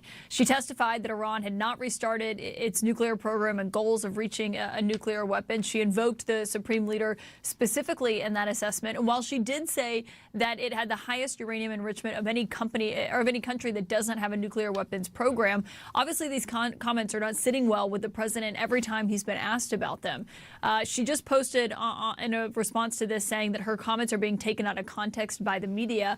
But obviously you can go back into that testimony. It's quite clear what she was stating at the time. James, you have literally not proven a single fucking point the entire time you've been here. You have been parroting American propaganda that you have been spoon-fed from the time you were a child. What she was saying that the intelligence community has found at the time.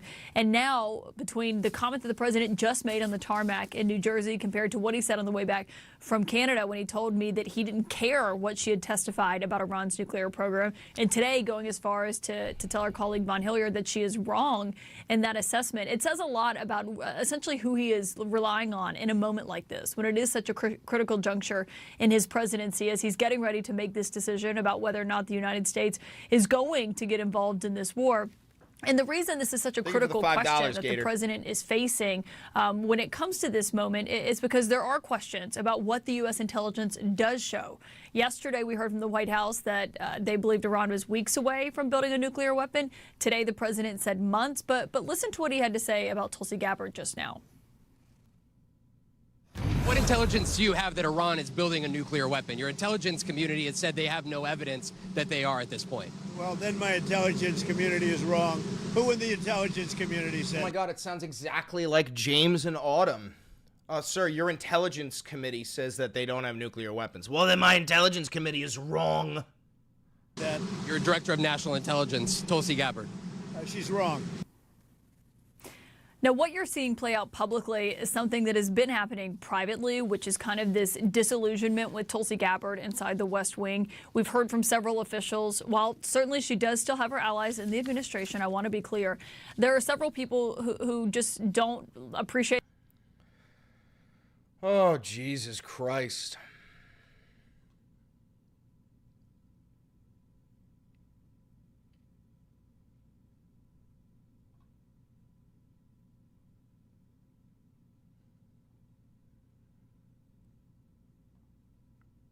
And let's bring in former Israeli ambassador to the U.S., Michael Oren, for more. Ambassador, thanks for coming on. Israel says that it has stopped attacks in Iran since Netanyahu spoke with President Trump. Chris, let's be honest, no matter how far they are from building one, they shouldn't have one at all, so why not act sooner than later? James, do you think any nation on Earth should be allowed to have a nuclear weapon? Because I don't think any nation on Earth should be allowed to have a nuclear weapon.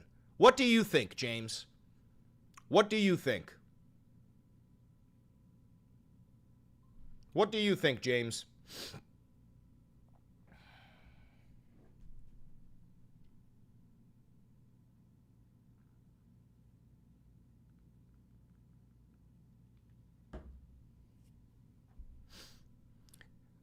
Yeah, besides Iran. Oh my God, so you're actually, like, mentally stunted? So you think that nuclear weapons are okay to have, but Iran can't have them? That's the extent of your logic? James, how old are you? How old are you, James?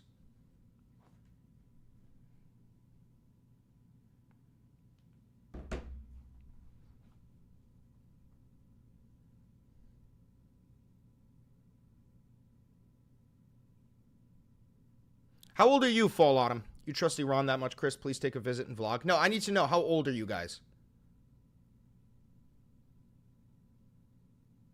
Ban James. Get him out of here. Perma. Fall Autumn is 49. Dude, for a 49-year-old man, you are dumb as fuck. Trump. How much leverage does the U.S. have in maintaining this ceasefire? Good to be with you, Dan. The United States has a lot of leverage. After some Googling, it appears you need to enrich uranium to 90% for a bomb, but nuclear power only 3 to 5%. Iran's uranium is at 60%. You have no evidence that Iran's uranium is at 60% enrichment other than Israeli propaganda. I don't believe you. You know, well before the American became directly involved in the war with Iran, the president said, we control the skies over Iran, and he wasn't wrong. Israel is flying American-made planes, it's dropping American-made bombs, and flying with American-made fuel. So all of those are levers on Israel's maneuverability. At some point, Israel may have to say to the president, listen, we have no choice as a matter of national security.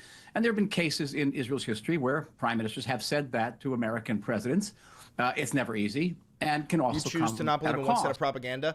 I'm American. For the past 27 years, I've been lied to by American propaganda. Iranian propaganda has never hurt me. The Iranians have never hurt me. I have no fucking problem with Iranians. I do have a problem with American politicians who continue to lie about weapons of mass destruction and drag us into never-ending wars in the Middle East, just like Iraq and Afghanistan. Real quick, I have a question for you, Fall Autumn. Do you think Iraq and Afghanistan had weapons of mass destruction? Do you think during our 22-year-long war in Iraq and Afghanistan that they had weapons of mass destruction? No? Then why do you suddenly think Iran does? Why are you falling for it again, you stupid cunt? Why are you falling for it? So we have to be very, very prudent in sort of electing that option. We have to proceed on the assumption that Iran, like Hezbollah, like Hamas, will always violate ceasefires. And the big question is, how is Israel to respond in a situation where the president clearly does not want Israel to violate a ceasefire? That said, Israel sort of has Iran on the ropes right now. So do they have an actual interest in trying to achieve a ceasefire or a long-term peace deal? Can't? No, you guys can curse all you fucking want.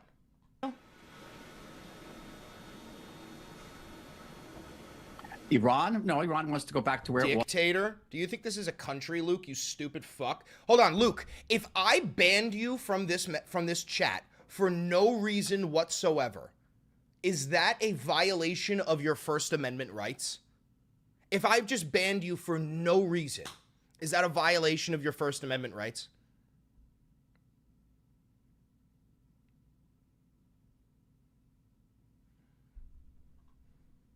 was before this war started. I want to go back before the Hamas attack on Israel on October 7th, 2023, when Iran was in many ways, the dominant superpower in the Middle East. And it surrounded Israel with proxies, Hamas, Hezbollah, the Houthis in Yemen, surrounding Israel with tens and tens of thousands of rockets. Israel, stage by stage, knocked out these proxies, then finally took on Iran itself. So Iran is really a shadow of what it was about 20 months. I have a question real quick. Hey, Autumn, hold on. Autumn, does Donald Trump have to uphold the Constitution as President of the United States? Does Donald Trump have to uphold the Constitution as President of the United States?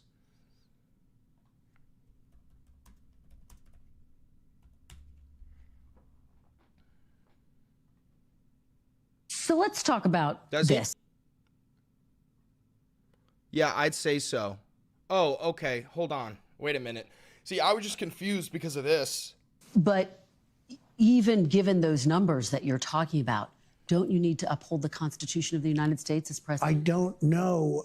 Oh, that's really weird because hold on. Wait a minute. Let's listen to that again. But even given those numbers that you're talking about, don't you need to uphold the Constitution of the United States as president? I don't know. Oh, that's crazy.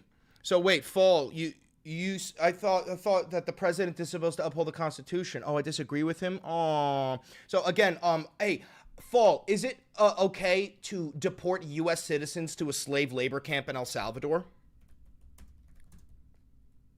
Is that cool?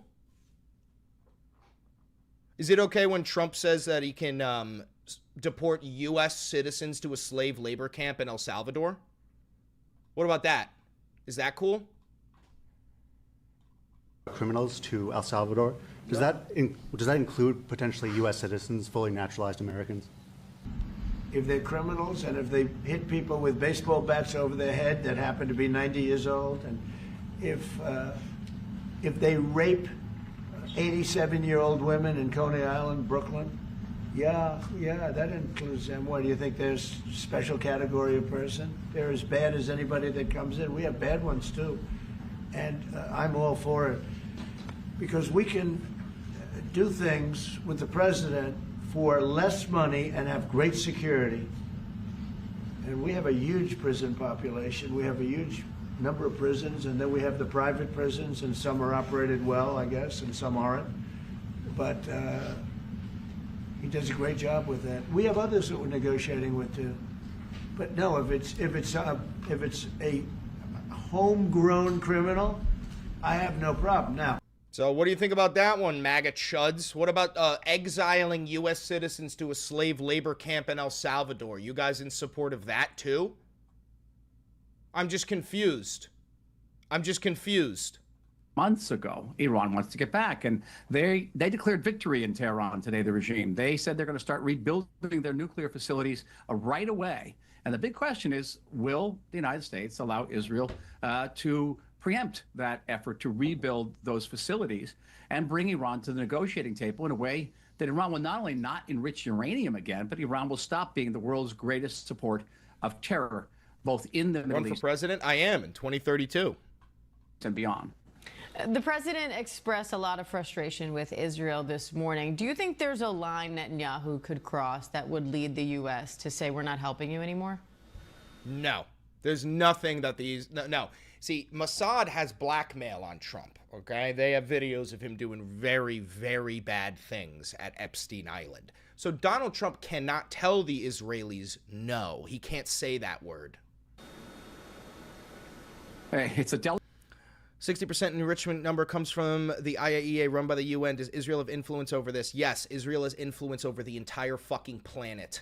Look at one. And again, as I said earlier, Israelis had to face that line in the past. Most famously, Golda Meir in the 1973 Yom Kippur War took on Henry Kissinger and President Nixon, who said, called on Israel to maintain a ceasefire. And Golda said, no, we haven't achieved our goals yet, which was getting the Egyptian army surrounded and getting the Egyptians to the negotiating table in a situation where Israel had a strong hand. Israel wants a strong hand again at this negotiating table. Everything hangs in the balance. If Iran is truly neutralized as this malign power, Many things are possible in the Middle East. You can have peace between Israel and Lebanon, peace between Israel and Syria. You could have peace, certainly, with Gaza and rebuilding Gaza. Dude, I love how they're playing this footage and talking about peace. Releasing Israel's hostages, and of course, peace between Israel and Saudi Arabia. So you're talking about a very, very... Orange Man posted on Truth again.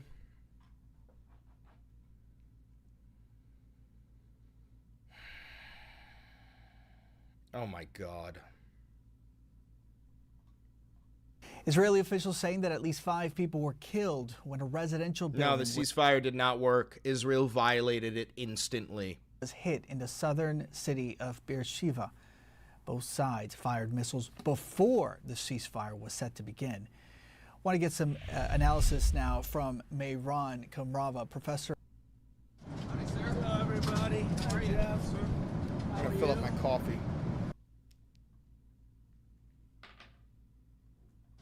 Hello, everybody. How are you? Why isn't it moving? How are you? We have breaking news afterwards, which went nowhere, which hit nothing. And there was going to be a retaliation this morning by Israel. And we said, you got to call back the planes. It's enough. This is for Israel or Iran? All right. I'm going to put it back here. I'm going to go get more coffee. So nobody was killed. That was the story. But they had a lot of planes going in the wrong direction. You know that, right? Do you want any consequences for Israel or Iran for breaking? They didn't do anything. No, they didn't do anything. They would have if I put out a statement on Truth, and they didn't do anything.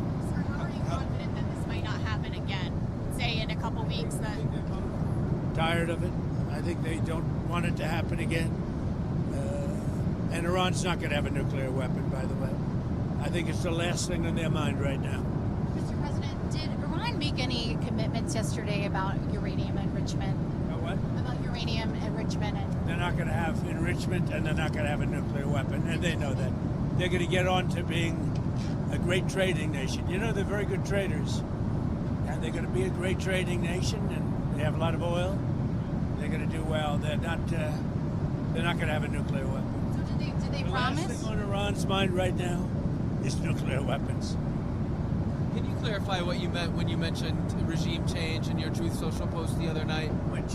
Regime change. Do you want to see regime change in Iran? No. If there was, there was. But no, I don't want it. I'd like to see everything calm down as quickly as possible. Regime change takes chaos. And ideally, we don't want to see so much chaos. So we'll see how it does. You know, the Iranians... Oh, so now he doesn't want regime change, even though he said he wanted regime change? Very good traders, very good business people, and they got a lot of oil. They should be fine. They should be able to rebuild and do a good job. They're never going to have nuclear, but other than that, they should do a great job, which is exactly what I've been saying for years. You cannot let Iran have a nuclear weapon. But we're going to be with... Where's Marco? I think Marco's here someplace. You know, our great Secretary of State. But we cannot let them have a nuclear weapon. They won't have a nuclear weapon. And I will tell you, the last thing on their minds is nuclear weapons. They don't even want to think about nuclear. And our Dude, Iran would be so fucking stupid to not create a nuclear weapon after all of this. B-2 pilots made this all possible. They had a magnificent hit in the dark of night with no moon, no light, no nothing. They hit the target perfectly, wiped it out.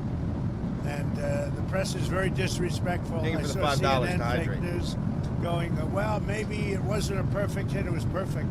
They said maybe it did destroy it. We agree, it did destroy it, but maybe it could have destroyed it more. No, it couldn't have destroyed it more. Everyone hit, and it's very disrespectful to those great geniuses and patriots that flew those planes through tremendous danger. So CNN and MSDNC are a disgrace. And so are the others. I mean, they're pretty much all in disgrace. But it's an amazing period of time. Now we're going to NATO, and we'll get a new set of problems. We'll solve a new set of problems. Do you think you'll meet with Zelensky when you're there? Yeah, probably. I'll see him. Yeah. What would you say to him? Say, how you doing? What a fucking idiot. What a fucking idiot. He's in a tough situation. Should have never been there. Sir, you said a couple days ago that you didn't think the U.S. should have to agree to the 5% increase in GDP on defense. No. MSDNC is fucking hilarious. Yeah, I'm sure it's fucking hilarious to 50-year-old crotchety fucking white women like you. Yes, I'm sure that's hilarious. I was the one that said that's what they should be paying, as you know. No, I should do something. And they're having a problem with Spain. There's always a problem with Spain. Because Spain's not agreeing, which is very unfair to the rest of them, frankly. So the U.S. won't be increasing our GDP to 5%. We should pay what everyone else, you know, they're in Europe, we're not. You know, a lot of that money goes to rebuilding their bridges, their roads, so it can take heavy equipment. And, you know, we don't have any roads in Europe. We don't have any bridges in Europe. So, no, it wouldn't be quite the same thing for us. But we're with them. Are you still committed to Article 5 of NATO? Depends on your definition. There's numerous definitions of Article. What? We're the only nation on Earth who has ever invoked Article 5, and now you don't even know what it is? Article 5, you know that, right? But I'm committed to being their friends. You know, I've become friends with many of those leaders, and I'm committed to helping them. What do you want the role of NATO to be going forward once these other countries are spending more? By having a unified system, I think we're going to have stronger peace, better peace, and I think we have that. You know, when I went to NATO, they were broke. When I first started this whole thing, it seems like a long time ago, 9 years, right? But they were broke. I knew it immediately. I said, you guys are broke. They weren't paying their dues. 7 of the 28 countries at the time was they're on Air Force One. Were paying their dues, but they weren't paying very much. NATO was broke. Then I said, you're going to have to pay, and we did a whole thing, and now they're paying a lot. Then I said, you're going to have to listen. Yo, Yuval, just so you know, I fuck your mother every day. Lift it to 4% or 5%, and 5% is better. And they just, I guess they're voting on that today, but they're going to be lifting it to 5%. That's good. It gives them much more power. Mr. President, if there's language in the final summit declaration about aggression by Russia, would you be okay with that kind of language? Well, I'll have to take a look at it, but, you know, I'd like to see a deal with Russia. As you know, Vladimir called me up. He said, can I help you with Iran? I said, no, I don't need help with Iran. I need help with you. And I hope we're going to be getting a deal done with Russia. It's a shame. 6,000 soldiers died last week. Yuval says pussy? Yeah, dude, like your mother's hoary, slutty pussy that I fuck every morning. Yeah, you're talking about your slut mother? Yeah, I fuck her every morning. And your dad, too. I fuck your dad. Let's see what Trump posted.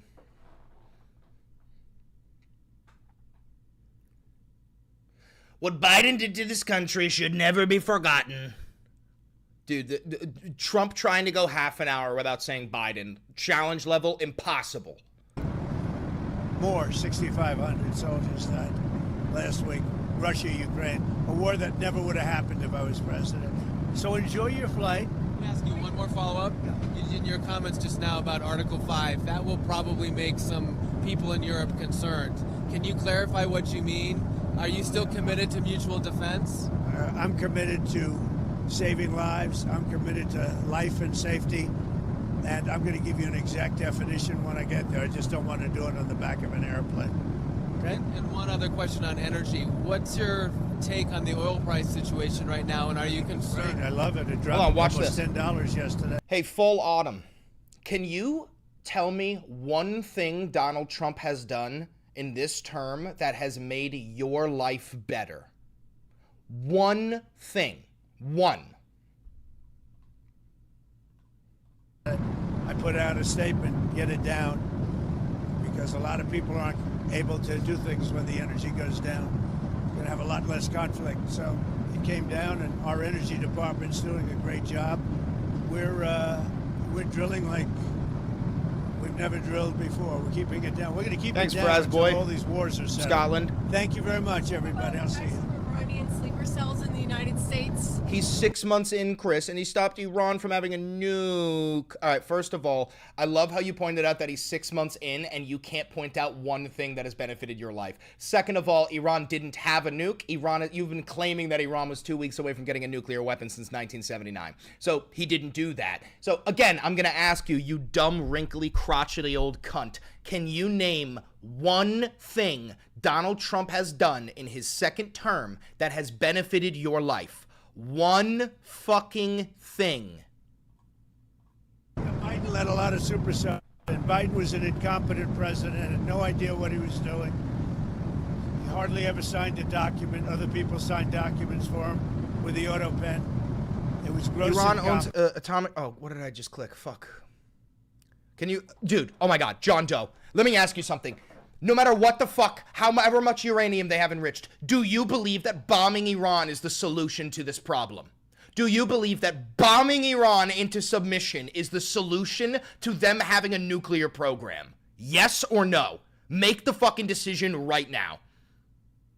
Do you think that? You asked me to tell you one thing and I did? No, but that's not true, Fall. He didn't destroy Iran's chances of having a nuke because they weren't fucking making a nuke. So now, please try again and name one thing that Donald Trump has done that has benefited your life. One fucking thing. Please.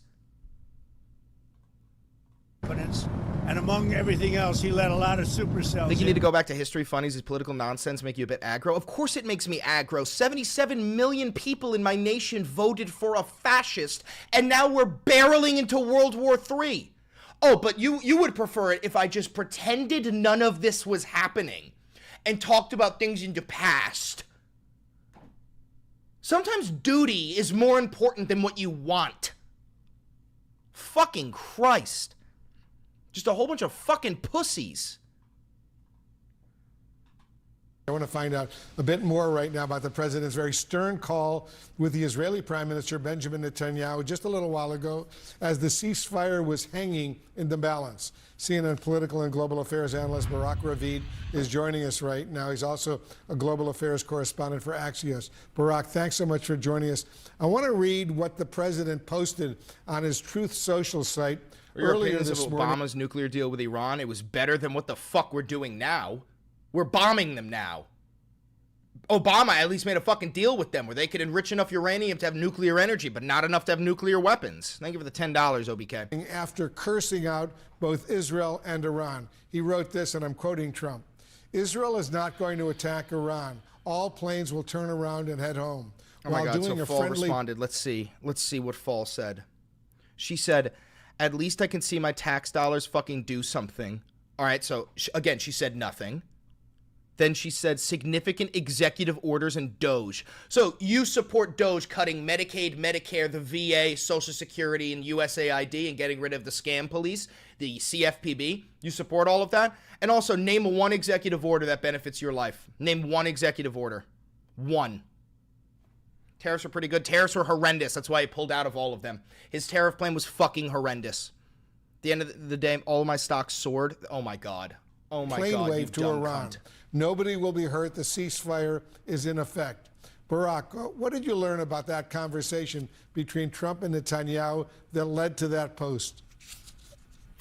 Hi, Wolf. So according to Israeli news official, this call was pretty difficult. One U.S. official told me Trump was very direct and firm with what he told Netanyahu. He basically told Netanyahu abort mission.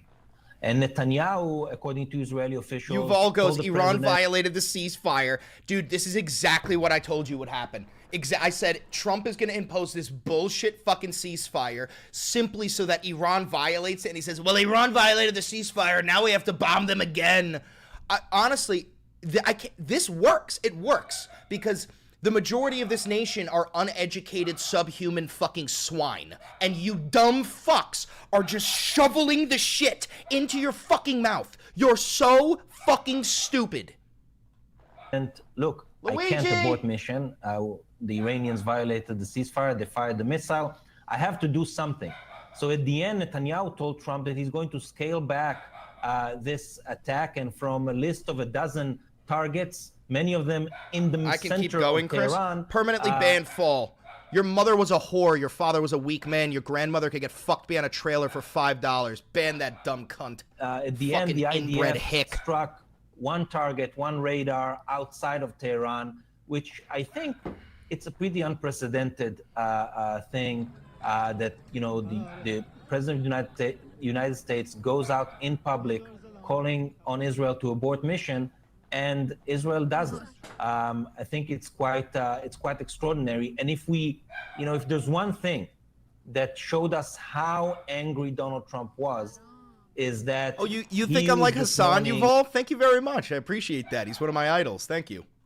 On camera the F word in the context of the Israel-Iran war. And we remember when is the last time Donald Trump used the F word about Benjamin Netanyahu. So I think it shows how angry and frustrated he was. Do we know what came first, that Iranian strike on that residential apartment building in Beersheba that killed 4 Israelis, or the Israeli strikes that took place in Tehran? So as far as I understand, according to the sequence of things, the Israeli strikes in Tehran happened before, and the Iranian missile strikes happened afterwards. But according to the timeline that President Trump himself laid out, both were still before the ceasefire came into effect. I think what created the problem was that the Iranians fired the unsubscribed. missile. Do you think I give a fuck if you unsubscribe, dude? Do you think I give a fuck, bro? I gained 7,000 subscribers this week. I'm not gonna miss you. One time, 6 minutes for the into $5. the ceasefire, let's say, that's borderline. But the second time they fired a missile. I have a question. Do you 3 hours. consider Hamas a terrorist group? They're officially labeled a terrorist group from the United States, but no, I consider them a liberation group that is fighting tooth and nail to defend the Palestinians. Into the ceasefire, and while the missile was intercepted, but yes, didn't hit officially anything, they are labeled a terrorist group, terrorist organization. Still, something that Israel saw as a violation and threatened to strike in retaliation in the center of Tehran. In a statement after the phone call with the president, Prime Minister Netanyahu's office said this, and I'm quoting, "In the conversation, President Trump expressed his great appreciation for Israel, which achieved all of its objectives for the war, as well as his confidence in the stability of the ceasefire." End quote. What objectives is Israel claiming it achieved during the course of the last 12 days? So I think there's no doubt that Israel achieved almost completely its 2 main objectives, which were, number one, destroying the Iranian nuclear program. Hey, Yuval, can you please explain why it's okay to murder 400,000 people? Because that's the estimate of how many Palestinians were killed, 75% of them being women and children. Please defend murdering 400,000 people in a genocide and then weaponizing starvation so 14,000 infants can starve to death. Please defend that. I'd love to hear it. I think the program, even if it's not 100% destroyed, it has been severely damaged, and it would take the Iranians a long time to bring this program back to a place where they can even try to produce a nuclear weapon. The other thing is the Iranian ballistic missile program. While the Israelis set out an ambitious goal of, removing this threat completely, they did not, but they, I think, degraded Iranian ballistic missile capabilities significantly. At least 50%, maybe even 60% of Iran's launchers were destroyed. A lot of Iran's ballistic missile production lines have been destroyed. Thank you for the donos, guys. In a different place on its ballistic missile capability today. Let me just get a final quick answer from you, Barak. You agree with me that President Trump seemed more anti-Israel than he was anti-Iranian in his public remarks this morning?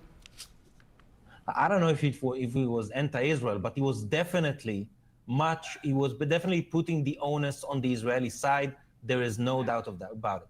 A White House source says the president held a firm and direct call with Israeli Prime Minister Benjamin Netanyahu after those comments. Minutes later, Mr. Trump took to social media posting, "Israel is not going to attack Iran. All planes will turn around and head home while doing a friendly plane wave to Iran." Israel says it refrained from additional strikes after that conversation. Liking Hassan as much as MAGA likes Trump is just as un-American as both. Hassan is an American, you dumb fuck. What the fuck are you talking about? And what do you mean, liking Hassan as much as MAGA likes Trump? MAGA praises Trump like a god. What the fuck are you talking about?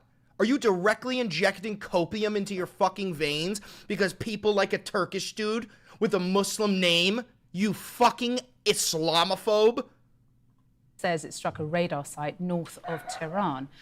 And Iran fired a missile into the residential building in the Israeli town of Beersheva before the ceasefire took effect. Israel says at least 4 people were killed. Well, CNN's Jeff Zeleny is in Washington, D.C.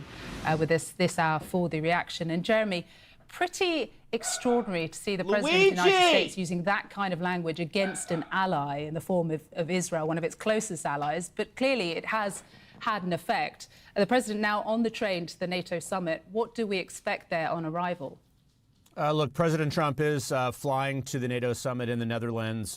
He'll be there on the ground for about 24 hours, but he is coming armed with this ceasefire deal, which, as you said, Christina, is still holding at the moment, but it is fragile. There's no doubt about that. But the anger that we saw from the American president as he left Washington is part of diplomacy as well, clearly sending a message. By the way, guys, if you're new here, don't forget to like, comment, subscribe, and hit the notification bell. And my name is Chris Valenti. I'm a douchebag from New York. I majored in history. I'm minored in political science. I am perfect and humble. I've never been wrong in my entire life. If you want to support this channel financially, you can become a patron, you can become a member, you can donate to the channel, you can buy some merch, and you can use a 40% off discount code on Ground News.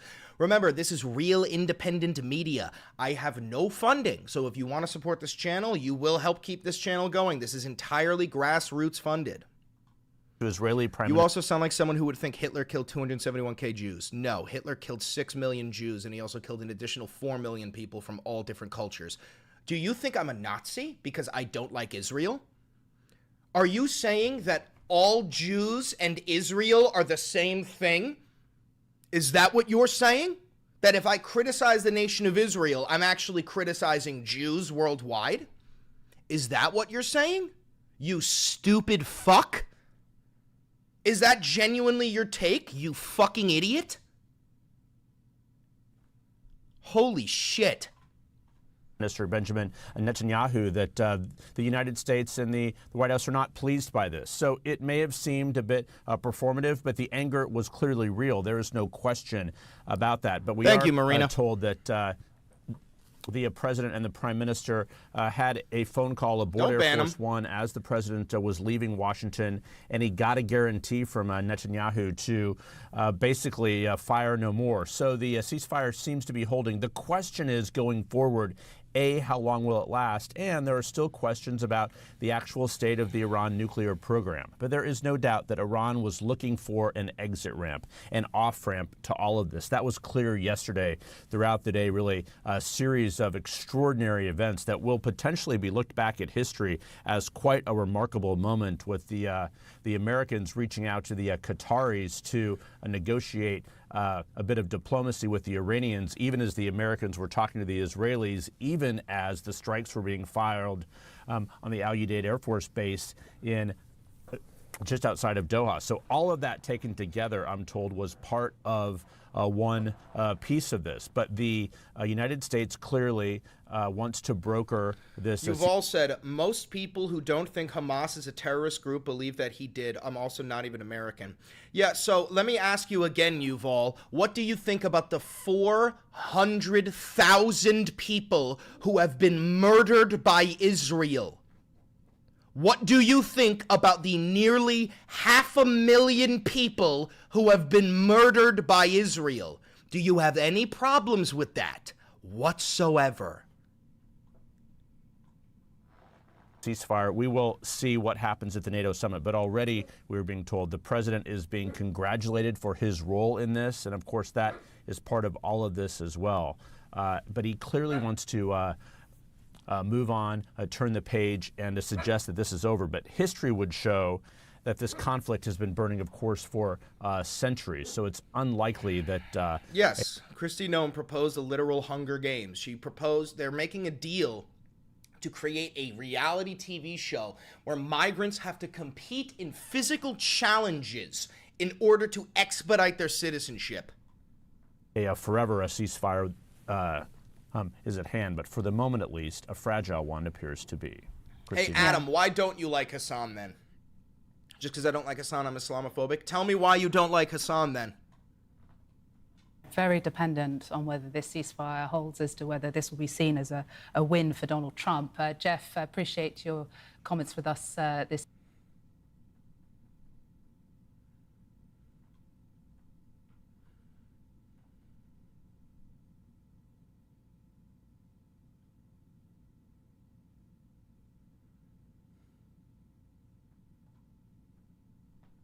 You mentioned kind of the intra-party warfare / divide on this issue that the president has been trying to navigate. Marjorie Taylor Greene, who obviously has been one of the most vocal of those saying he shouldn't have done the strikes, she said this to Manu Raju just a few moments ago. Take a listen.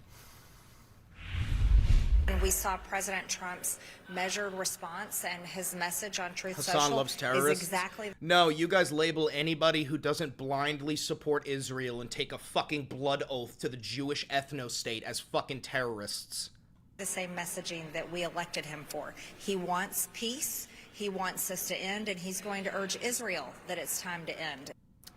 I believe she said that to Manu before the president posted about the potential ceasefire.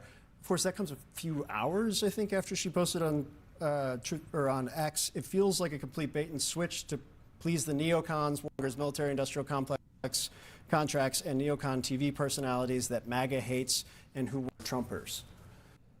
Yeah, well, that's stupid.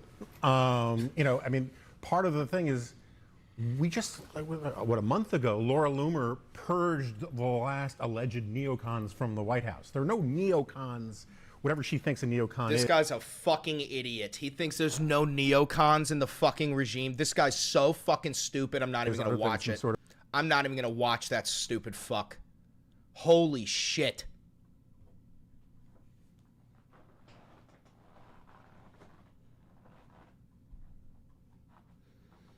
I don't agree with how extreme he is. I just don't know how much I do not support Iran or Israel or this fucking war.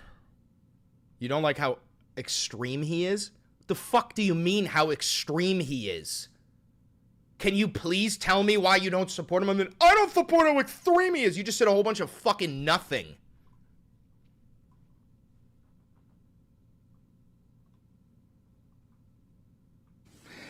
Specialty deduction allowance for qualified production property. This will allow us to invest into the future. Thank you for becoming a loyalist, allow us to Gulu. double our manufacturing space. So instead of expensing this off across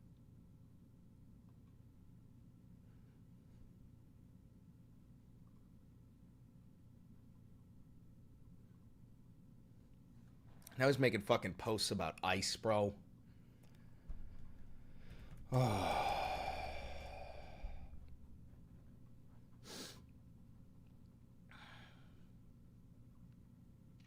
What is a neocon? Neoconservatives. It's these people who fully believe in interventionalism. They believe that the United States should be the world's policeman, and we should be invading other countries and establishing democracy everywhere that we can. It's just another word for warmongers. That's all it means. It's just another word for a warmonger.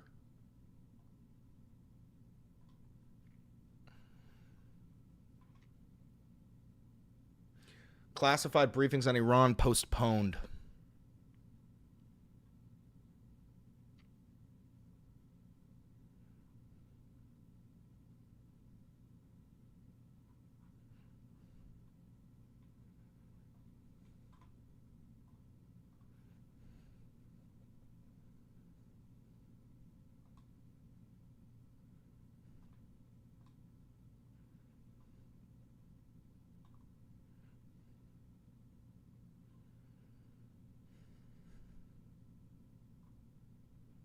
Oh, let's see how Fox News spins this. We're going to dive into this with retired Chris, Iran said in General March 2025 that they had antimony, with which China has a monopoly on, and had refused to trade this with the U.S. Is this related to the war? I don't know what antimony is, bro. John Tiker, he's a former fighter pilot and Pentagon official. General, good to see you. Thanks for coming on. Do you think this... Ooh, baby, if the white Anglo gods finally bless me with a live streamer who isn't a right-wing chud. Oh, yeah! Welcome, welcome, welcome. If you're new here, hi, how are you? I'm Chris Valenti. I'm a douchebag from New York. I majored in history. I minored in political science. I fucking hate fascists, and I will do everything in my fucking power to make sure that they don't destroy my nation so I can raise my kids in a democracy instead of a fucking religious theocracy. If you support the channel, don't forget to like, comment, subscribe, and hit the notification bell. And if you want to help me financially, a couple ways you can do it. Donating, buying merch, becoming a member, becoming a patron, and using the 40% off discount code for Ground News located in the description below. I love you all. Thank you very much for 72,000 subs. We're trying to hit 100K. Ceasefire holds, and do both sides have an incentive? It's a lithium-like metal? Oh, okay. Well, still, I don't know anything about it. To hold. Bill, clearly there was righteous anger by the president walking out to Marine Corps One as he left about Dude, this guy could fucking fly away with those ears. Dumbo over here could fucking fly off camera with those ears. Possible violations of the ceasefire. I think he sees, like we all should see, that in the last 2 weeks, Israel has set back Iran in multiple ways, and it is in their best interest and American best interest to allow this Gypsy Crusader clone? Are you talking about the actual Nazi Gypsy Crusader? So wait, hold on. Let's do this one last time, Yuval. One last time. Do you believe that if I criticize the nation of Israel, I'm actually criticizing Jews worldwide? Yes or no? Is that what you believe? Yes? Oh, so you're a fucking idiot? So you're an idiot. You're an idiot. That's what you believe. So you're stupid. Thank you for the $10. It's 2 a.m. I'm going to go to sleep. Sleep well, Mr. Pookie. Have a good one, Gator. Watch your reels with great zeal. Until next time, future POTUS. Thank you very much. I appreciate that. Did not talk about... So, Yuval, you're stupid. You think that if you criticize the nation of Israel, you're actually criticizing Jews worldwide. I can't help you, Yuval. You are unironically, wildly fucking stupid. You're incredibly stupid. Fire to hold, and especially when you consider the Iranian incentives here, that with Israel having air superiority or the ability to strike any target at any time, that they do not have any reason for this war to continue. And so all incentives would suggest that Iran will not violate this ceasefire. Israel, with a strong admonition from the president, must not as well. Yeah, that's what I was going to ask you. Is it really seems like Iran would want to be looking for an off-ramp here. Case in point, when they attacked our base in Qatar yesterday, they apparently gave the U.S. a heads up beforehand. What does it say to you when your enemy tells you, hey, we're going to attack you and here's where it's going to happen? It means it's missile theater, bro. Bill, yesterday at Al Udeid was clearly an off-ramp for the Iranians, that they did give us that intelligence. I'm definitely willing to bet money that Yuval is from Israel. He's probably a fucking settler, too. Up ahead of time, that planes and assets had already been dispersed and were heavily defended. And frankly, they attacked the most defended location in the middle of the Arabian Gulf, which tells me they were doing something to save face and very quickly accepted that off-ramp to the ceasefire last night. Yeah, they probably knew all those missiles were going to be intercepted or shot down. So we saw President Trump angry and frustrated this morning. Trump is running his mouth live. Where?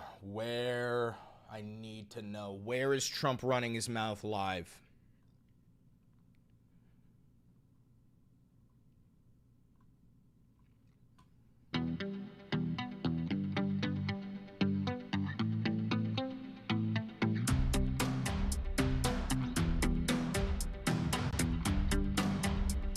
Where?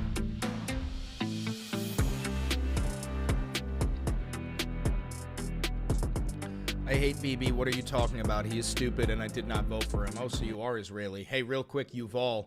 Do you believe that Israel has the right to exist as a Jewish state, Yuval? Do you believe that Israel has the right to exist as a Jewish state?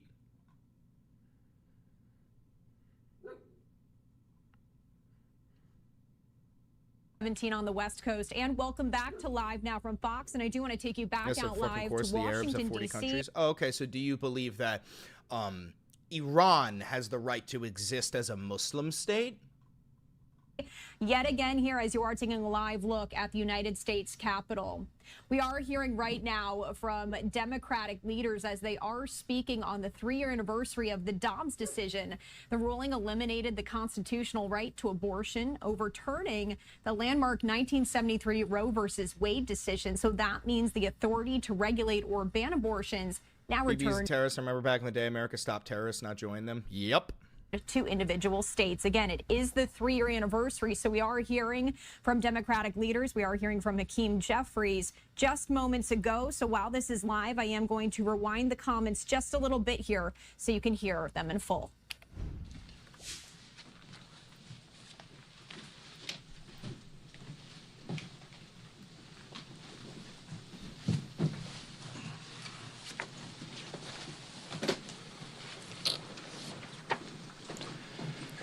Good afternoon. I'm here today with an incredible group of... Real quick.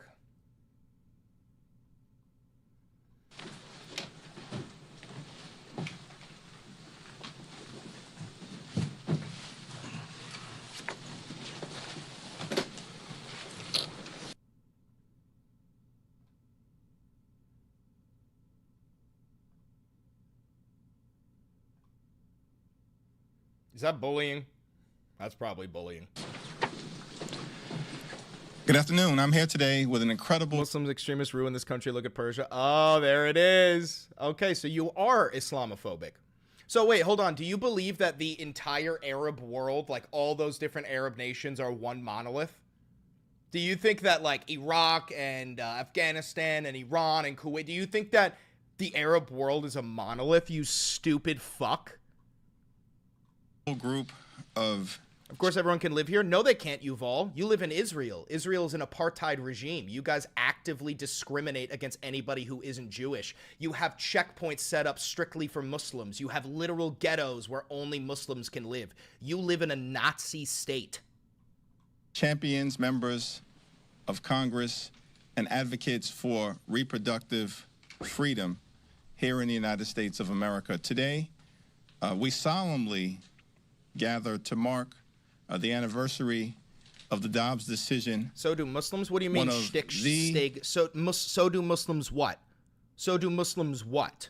Most unconscionable and un-American decisions in the history of the United States of America.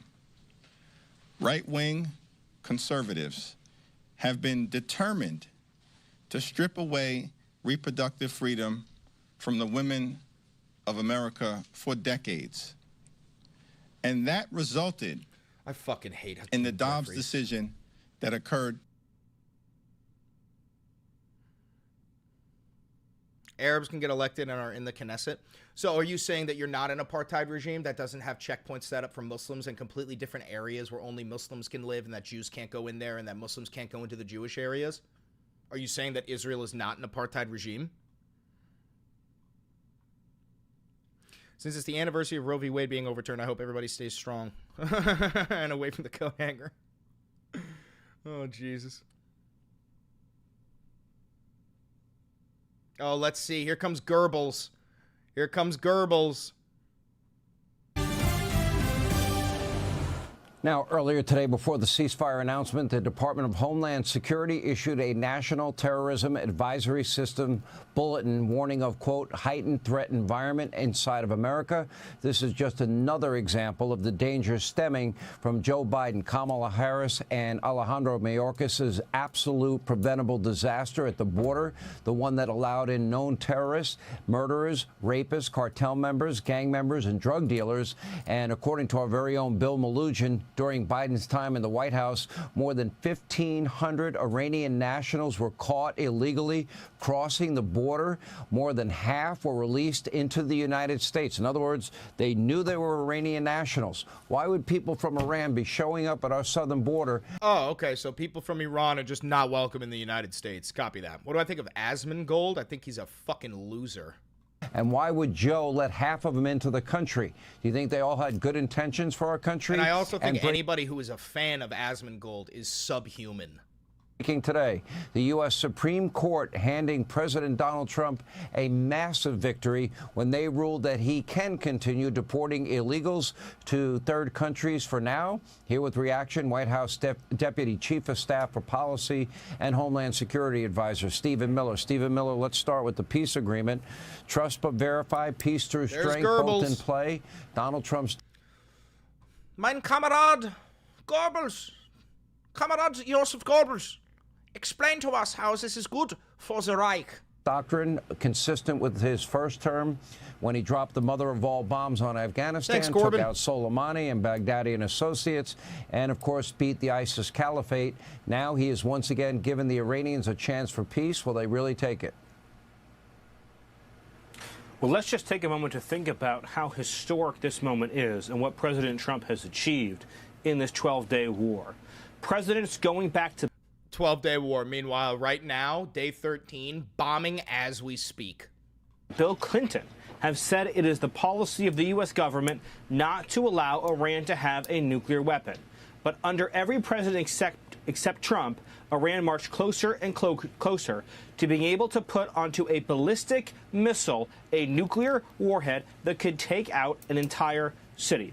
That has been the direction Iran has been going in year after year. President Trump took action flawlessly through the United States military to obliterate Iran's... Quick reminder, this guy's wife got fucked by Elon Musk, and then Elon Musk stole her from him and left Washington, D.C. This guy lost his wife to Elon fucking Musk. Nuclear sites, and to stop them through the use of military force from having a nuclear weapon. It was a bold, courageous action, and it happened without a single leak, without a single solitary service member losing their life. Everyone said, who was a critic of this action, that it would lead to World War III. He is. So, Yuval, you know that Bibi Netanyahu is a dictator. So do you also know that your nation is committing a genocide on the Palestinians? Do you know that, or do you still deny that? And instead, we have a ceasefire, and instead we have the beginnings of a new era of stability and peace and security in the Middle East. President Trump, once again, has demonstrated that he alone has the wisdom, the judgment, the strength, and the courage to see this nation through. Yes, this guy is Trump's propaganda minister. He has orchestrated over 1,000 Trump rallies over the past 8 years. Dangerous challenges we face around the world, Sean. This guy also said that if he had his way, there would only be 100 million people living in the United States. That is a threat of genocide. That is a threat of extermination. It is amazing his persistence when it comes to the issue of peace, and all credit to the president for that. Can we have peace with a regime that, up to this point, their whole nuclear program has been obliterated, but their nuclear ambitions, I'm sure, have not been. As Senator Graham said, he would like to hear them recognize Israel. That would show a level of seriousness in terms of a ceasefire. And that time, in other words, it won't buy them time to build up their ballistic missile program. And instead of 2,000, pound bombs, they'll have 4,000-pound bombs. Do you think, as part of this deal, I know that the Secretary of State, I know Mideast Envoy Steve Witkoff, Marco Rubio, the two of them will be now in contact with the Iranians. Do you feel... No, not 100K, Adam, 100 million. He said that if he had his way, 260 million people would be removed from this nation. That is a threat of genocide.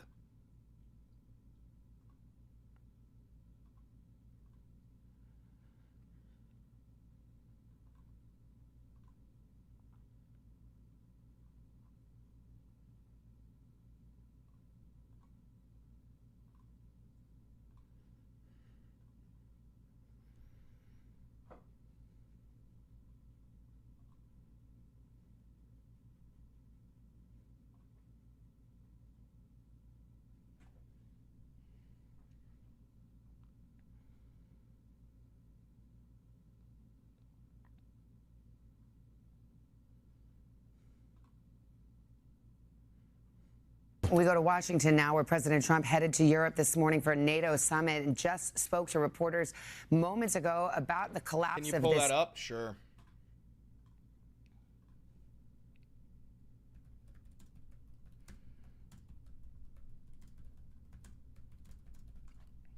Devin Dixon just became a loyalist. Thank you very much.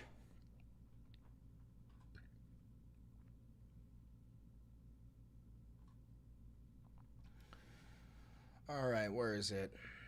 Trump reportedly said that if it were up to Stephen Miller, there would only be 100 million people living in the United States, and they would all resemble Miller. Where's the video of it?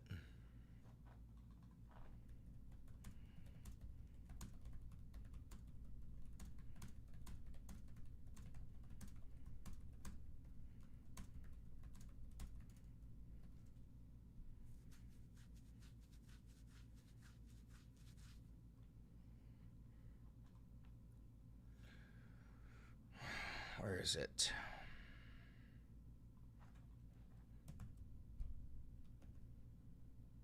Here it is. Mr. Trump may not complain about Mr. Miller, but he does occasionally poke at his obsession with immigrants, a hostility that goes far beyond Mr. Trump's. In one meeting during the 2024 campaign, Mr. Trump said that if it were up to Mr. Miller, there would be only 100 million people in this country, and they would all look like Mr. Miller.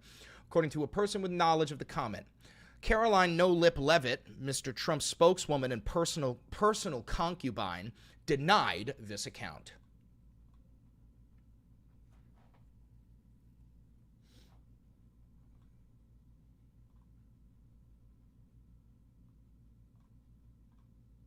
Ceasefire. NBC's senior White House correspondent Gabe Gutierrez joins us now with that story. And Gabe, the president was quite explicit in his displeasure with both sides here. Yes, Savannah, the president seemed extremely frustrated and, in a moment of candor, told reporters that Israel and Iran, quote, don't know what the F they're doing. He then posted on social media urging Israel not to drop Yo, what happened to Yuval? Yuval, are you still in here? Bombs and to bring their pilots home now. Trump now says Israel will turn its planes around and not attack Iran, and that the ceasefire is in effect. These guys got to calm down. It's ridiculous. This morning, President Trump furious and lashing out as the ceasefire hangs on by a thread. We basically have two countries that have been fighting so long and so hard that they don't know what the they're doing. On his way to the NATO summit in Europe, Trump laying blame on both sides. Isn't Hassan mean to Gila and Ethan? Yeah, because Gila and Ethan are fucking psychopaths. Are you talking about the raider of Ramallah, Gila Klein? You're talking about the raider of Ramallah, the actual war criminal? I think they both violated it. I don't think I'm not sure they did it intentionally. They couldn't rein people back. And frustrated with the strikes that happened after announcing the deal yesterday. Israel, as soon as we made the deal, they came out and they dropped a load of bombs, the likes of which I'd never seen before. When I say, okay, now you have 12 hours, you don't go out in the first hour and just drop everything you have on them. So I'm not happy with them. I'm not happy with Iran either. NATO summit is just some bullshit meeting where world representatives of NATO all group around and jerk each other off. That's all it fucking is. Different tone from yesterday when the president told NBC News in an exclusive phone call, I think the ceasefire is unlimited. It's going to go forever. God, he's so fucking stupid. And this all comes after a dramatic day of diplomacy from the Oval Office. When Iran fired missiles at a base with U.S. troops in Qatar yesterday, the White House had expected it, according to a senior White House official, because Iran had tipped off Qatar, which in turn alerted the U.S. The president calling Iran's attack a very weak response, adding no Americans were harmed and hardly any damage was done. Most importantly, they've gotten it all out of their system. Shortly after that post, the senior White House official says the president called Israeli Prime Minister Benjamin Netanyahu with a direct message. No more war, no more fighting. The Iranians have been significantly weakened. As Trump heads to Europe to meet world leaders, these latest developments redefining a foreign trip that was expected to be a victory lap. As soon as I get away from you, I'm going to see if I can stop it. According to a White House official, once aboard Air Force One, the president engaged more directly, calling Netanyahu to urge him to turn around Israeli planes. The official tells NBC News the president was exceptionally firm and direct with the prime minister about what needed to happen to sustain the ceasefire. You called Trump turning on Israel yesterday? Yeah. Bro, I'm a prophet. I'm a 14,000-year-old reptilian shapeshifter. My name means the valiant offering from Christ. My mother's name is the Womb of Mary. The fuck do you think, bro? I'm sent by the Lord. All right, Gabe Gutierrez right there at the White House. Thank you. Hey, thanks for watching. And don't forget, you can catch the Today Show every morning on NBC or take Today when you're on the go. Just follow the Today. Pregnant woman in ICE custody just lost her baby. That shouldn't surprise you when a fucking detainee in ICE custody died yesterday or 2 days ago. Like, ICE is killing their detainees. I hope you know that. ICE detainee dies in custody.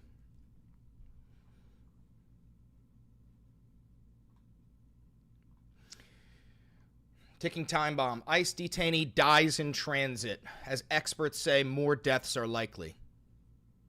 Like, dude, did you think that ICE was just arresting people?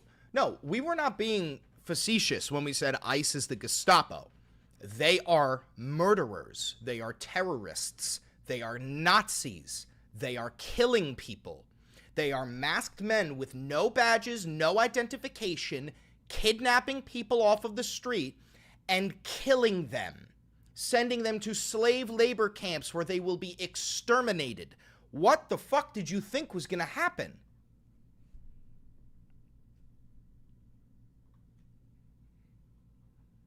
My name is Eric. I bought Nerd Dummy Clusters.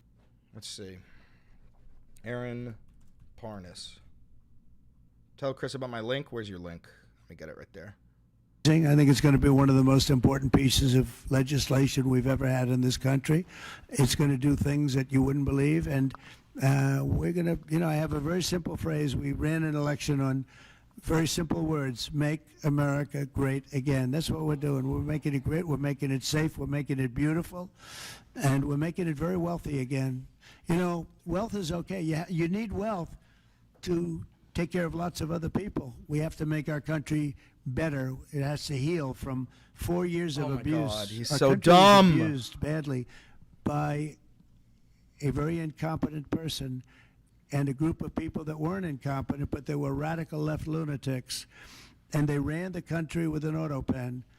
And I hope that law enforcement's looking at that very seriously. That's like a takeover of our country in a certain way, because this guy had no idea what he was doing. You saw that during the debate. You saw that in other cases. I mean, he had no You're idea. gonna be fine, Kate Flex. Years ago. By the way, 40 years ago, he had no. He was. Democracy bad 40 does years not ago. die without a fucking fight. And they always like to say age, but it's not age. I know people 88, 89, 92. Bernie Marcus, who just passed away, was 95. I spoke to him a year before. He was 100%.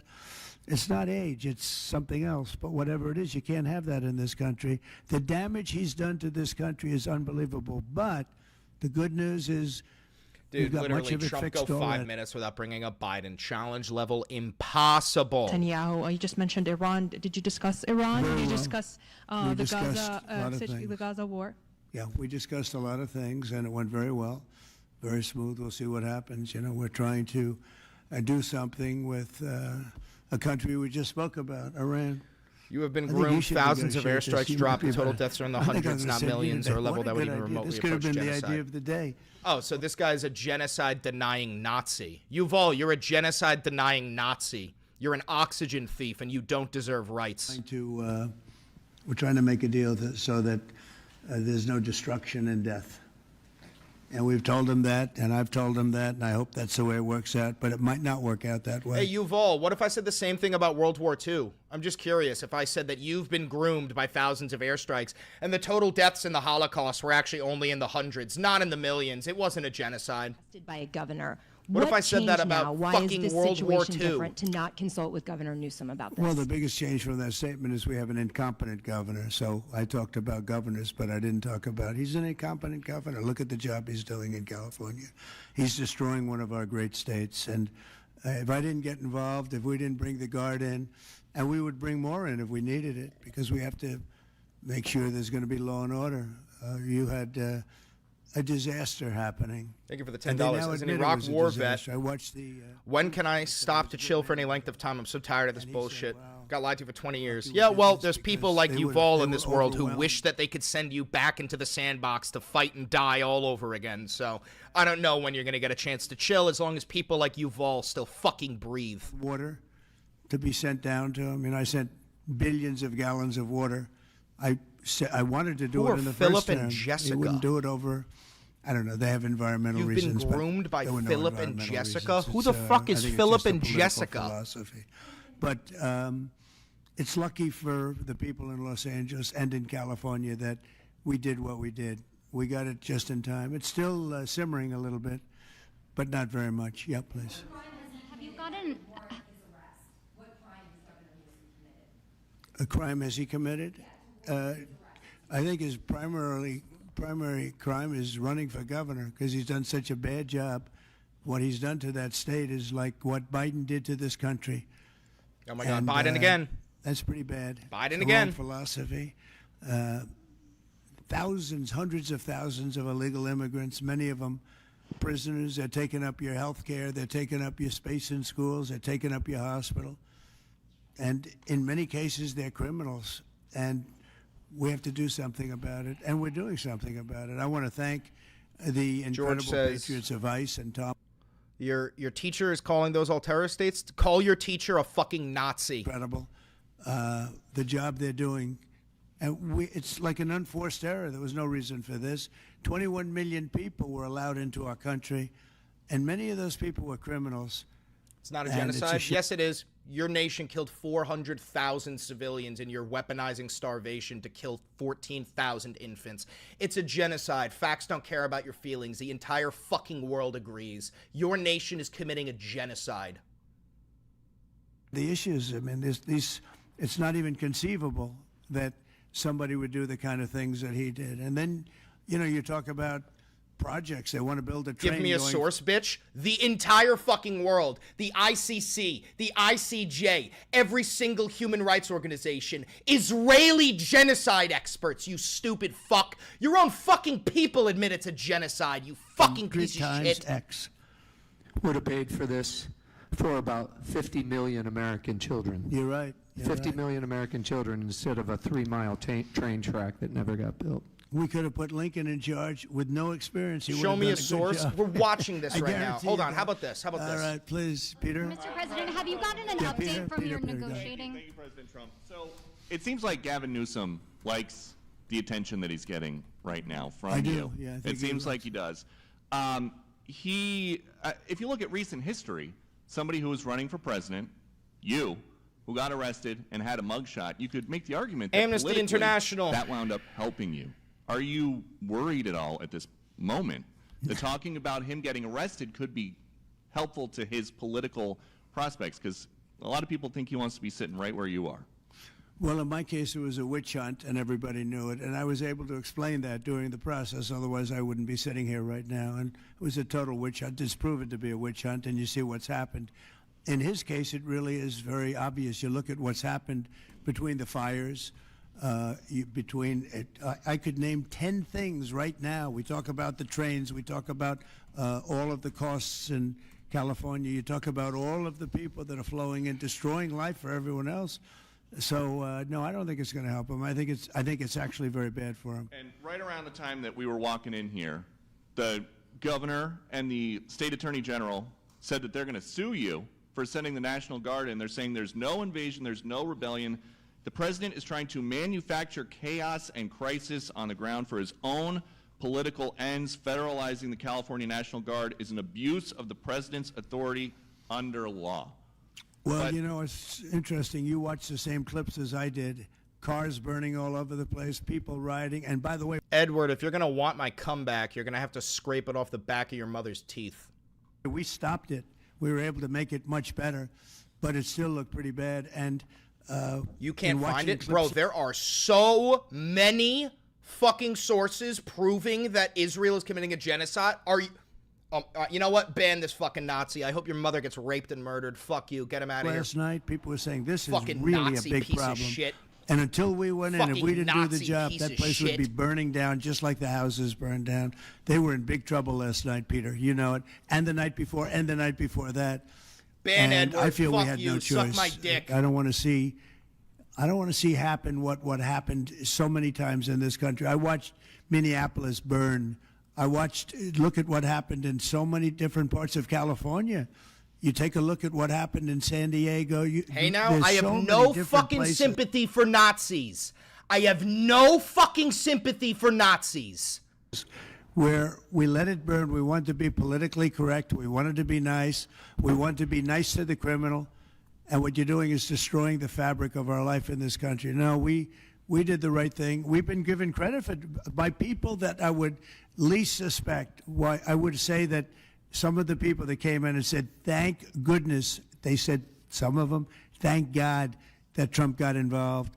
And I'm very happy I got involved. And I think Gavin, in his own way, is probably happy I got involved. Yeah, go ahead, Peter. Hey, what do you make of the fact that he says you want a civil war on the streets of America? No, that's just the opposite. I don't want a civil war. A civil war would happen if you Rape left count was it. a bit If much? you Or left, you mean like how the Israelis are mass raping Palestinian women? You mean like that?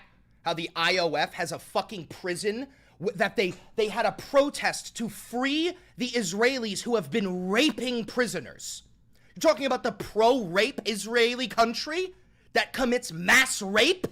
Holy fuck! left it to people like him. And I liked him. You know, I always got along with him. Never had a problem with him, but he's grossly incompetent. Okay. In London. Have you gotten an update from your team? Are they in London actually? negotiating? Yes, dude. The fucking Israelis held a protest, a pro-rape protest. Israel protests for rapists in prison. Holy fuck, dude. Israel literally protested for the right to rape their prisoners. You're not gonna hear me give any fucking sympathy to these goddamn people. They rallied for the right to rape their prisoners. And you have a problem with fucking me? Are you fucking for real? Because they saw the billions of dollars that were pouring in, and the tariffs hadn't even started yet, just about. They were in cars. They were in some countries at a very minor level. And we cut the deficit in half. And it was a big story a couple of days ago. They said, I don't believe, one of the announcers on a business network went wild, said, I can't believe these numbers. Those numbers are good. The numbers are going to be very good. I think we're going to have a great 4 years. You know, we had the greatest economy in history during my 4 years. I think this one's going to blow it away. Yeah. Go ahead, do you have a message for Greta Thunberg, and did she come up on your call with the Prime Minister today? Well, she's a strange person. She's a young, Yes, he angry did catch person. that I don't fish. know if it's real anger. It's hard to believe, actually, but I saw what happened. She's certainly different. Anger management. I think she has to go to an anger management class. That's my primary recommendation for her. Kidnapped by Israel, as she says? Was she kidnapped? I find it. I think Israel has enough problems without kidnapping Greta Thunberg. And secondly, are you going to Is that what she said? She was kidnapped by Israel? Yes, sir. Are you going to get rid of the Tesla and the Starlink service that you have here at the White House? No, I haven't heard that. I mean, I may move the Tesla around a little bit, but I don't think we'll be doing that with Starlink. It's a good service. Where are you going to move it to? Move it around. What do you mean? I have a lot of locations. Actually, about I got so many locations that What I do you don't think know about what Greta? to do with them all. I don't know. I mean, listen, I feel like that whole Freedom Flotilla was just a publicity stunt. They knew from the time they got on that ship that ship was never going to be able to make it into Israel. Fucking never. They were well aware that it was never going to be able to make it. A lot of physicality there. And there was this New York Times report that he did not want to talk about, Elon Musk, that alleged that he, towards the end of his time in the White House, was blurring the lines between recreational use of drugs and medicinal. Do you think he ever had drugs here at the White House? I really don't know. I don't Yeah, think so. absolutely I do. hope not. Also, I'll say it to you guys. I am sorry for what I said about that man's mother. When you fight monsters, you need to be careful that you don't turn into the monster itself. And I am fighting against Nazis. So it becomes very difficult to try and toe the line where I need to be better than them, okay? These people are subhuman, and it is very easy to adopt their own fucking fascist tendencies and return fire. So I do apologize for what I said about that man's mother. Actually, is involved, and we'll see what's going to happen with Gaza. We want to get the hostages back. That's all I can tell you. Yeah, please, in the back. Yeah. You said yesterday when ACMA reported that it was not insurrection taking place, but then on True Social a bit later, you'd said they were insurrectionists. After what you've seen You're talking about in L.A.? Yes, sir, in L.A. I wouldn't call it quite an insurrection, but it could have led to an insurrection. I mean, that was a lot of harm that was going on last night. I watched it very closely. Also, I don't apologize to him. I apologize to you for having to hear me say that. I am not sorry to that person whatsoever. And it was amazing that the job that the National Guard did. And by the way, the police were working very hard also. But, you know, the police are given instructions to be politically correct. I said, no, you don't have to be politically correct. You have to do the job. And on Elon Musk, do you plan to speak to him on the phone anytime soon? I know some. Which one? On Elon Musk, do you plan to speak to him on the phone anytime soon? Here's what it's going to be from now on, by the I way. haven't really thought. Anybody who says pro-genocide stuff, anybody who denies the genocide in Palestine, or anybody who denies any genocide or Holocaust, instantly ban them. This is for my mods. I am very easily rage baited when it comes to genocide denial. I studied history, and there's nothing that makes me more fucking angry than people who deny the Holocaust, right? So from now on, anybody who is pro-genocide, ban them immediately. I don't care if they didn't say something that, if they say the genocide isn't happening, if they say there's no proof, anything. Anybody who denies this genocide, instantly ban them.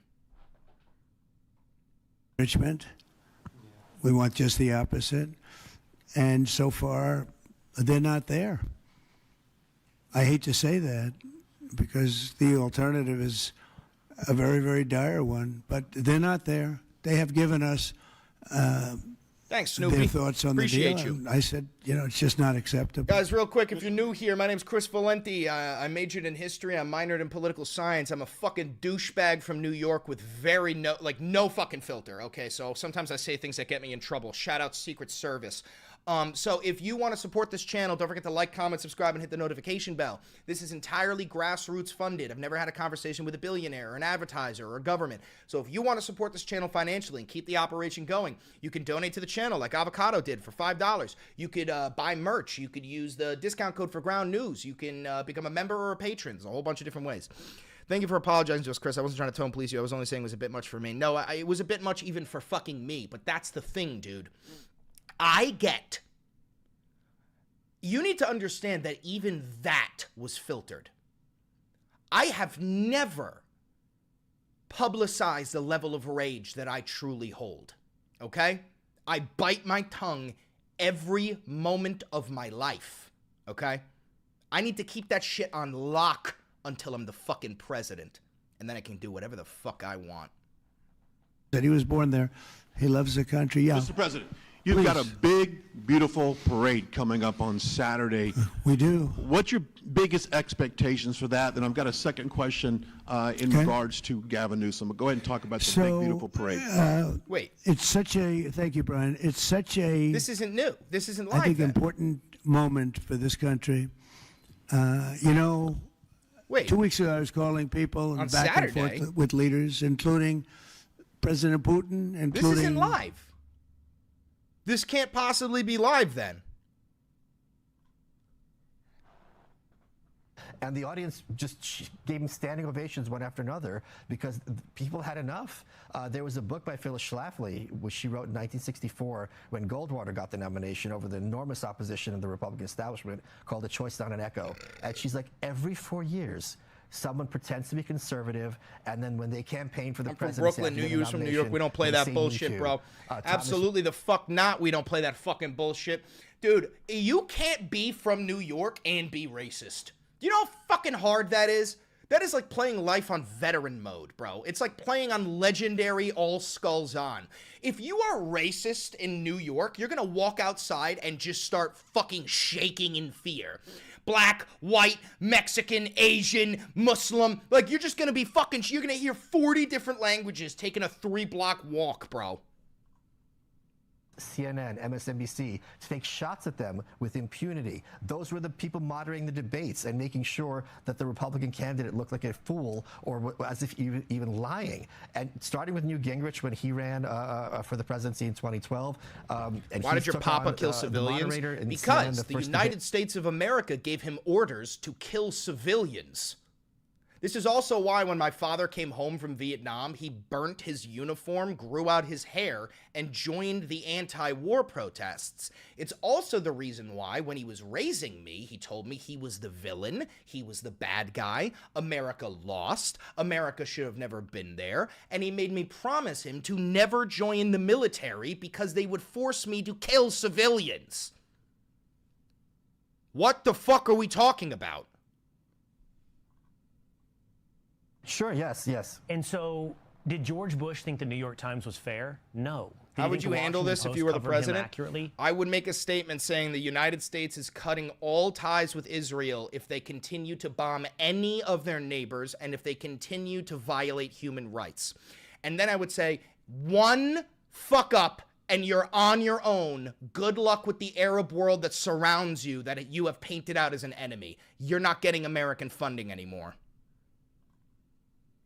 And then he apologized. If this was Trump, Trump would be like, well, here's why I called him that. And he would have a list of reasons, and Trump would be right. So that is one great example how these people go on camera, call you Hitler, say you want to put trans people... Which they said about Bush. Oh, sure, that's right. Yes, that's right. Yes. About Bush, they called him a devil. They called him Hitlerian. Why were Republicans so reluctant to ever play offense? Because they're, without social media, which didn't really exist that much during the Bush years, they had a monopoly on the mic. If I have all the medias and the hatred I gotta go soon, guys. In 5 minutes, I gotta head to the gym. Was because you had one alternative to all the other networks that didn't regard conservatives as subhuman. And this was the end of the world because, oh my God, Fox News is destroying everything. Yeah, because you don't need a majority, you need an alternative. If I have 5 people we're already in thing, World War III. ABC, CBS, NBC, World War III began CNN, 13 days ago. And Fox saying something else, all of a sudden I have a choice. And all of a sudden, I don't have a monopoly on the narrative. So once social media spread, and just like myself, any idiot with a microphone can have his point of view. All of a sudden, you're looking at what is the person saying instead of who is saying it. And when you take away their gravitas of being New York Times reporter, and you look at how they tweet or how they post on Facebook, you realize pretty subhuman to follow those orders. Yeah, bro, it's fucked what the American government forces our young boys and girls to do in war. It's really fucked up. That's why I don't support fucking war. Especially foreign regime change. Wait a minute, like we were bamboozled for decades. You had the fairness doctrine, but their version of fairness between the left and the right is like the difference between like an AOC, and then you have like, I don't know who the right, Romney would be the furthest version of the right. It's just ridiculous. Oh, they painted Romney as a... Oh, that's right, Romney too, yeah, They did that to Romney. Yes. And your point about Fox is well taken, but Fox is only one in a linear line of progression of alternatives that were attacked, starting with really Rush Limbaugh in the 90s on talk radio, Fox, which still remains sort of in the center of the bullseye, starting in the mid-2000s, and then Elon Musk and X most recently. Oh, yeah. The thing is now there's so many targets. There's many right-of-center networks, both TV networks, podcast networks, things like that. They don't really know where to shoot their arrows, and they've kind of run out of them because at a certain point, if everyone's racist or everyone's this or that, the term loses all coherence. Okay, but we talked about this divide on the left. I want to talk about the divide on the right. Sure. And I don't know how accurate Thanks, it is. Stephen. I appreciate you, brother. Thank you X, very much. I do think it paints a inaccurate picture of reality often. Okay, I think it's important, but I think it also distorts reality. Yes. And there is a huge fight on X on the right. Yes. Over a lot of President You're Trump's such policies, most a noticeably breath of fresh air in the news space. Please keep doing this. Thank you very much, Jeremiah. I appreciate you for the $5. Thank you very much. With many on the right saying this divides MAGA. This is it. This is the dividing line. I voted for no new wars. I voted for no forever wars. I voted for nothing in the Middle East. I voted for America first, not something that prioritizes Israel's interests. Right. This is the debate pregnant raging woman lost on the her right. child in ICE You are custody. someone who's always been right there at the center of MAGA. What do you think about that debate and where President Trump stands today? Well, there's a great book called I forget, I'm blanking on the title, but the point the book makes is people define themselves by opposition. So the author describes how if you have a group of kids and adults, the kids see themselves as kids. And as soon as the adults leave, they see themselves as boys and girls. They separate out, right? Because then they're not united anymore. They have to be opposed to something. I gotta go. I gotta go to the gym. Let's just watch Aaron Parnas's recent post first.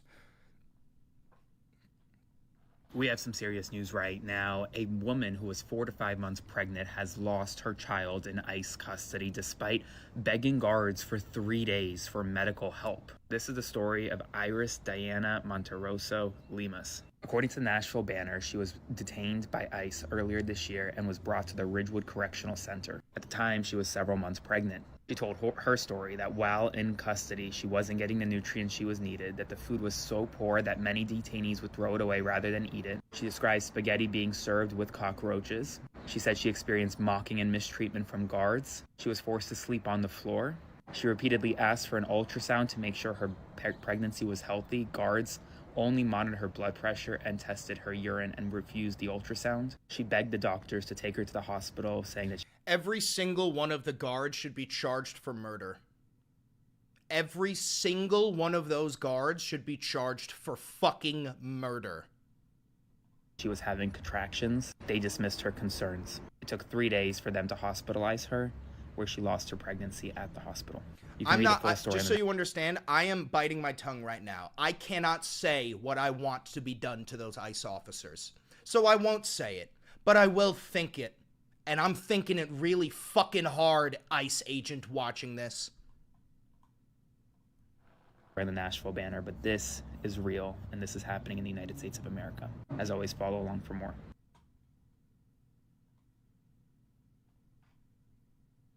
Fucking Nazis. Fucking Nazis.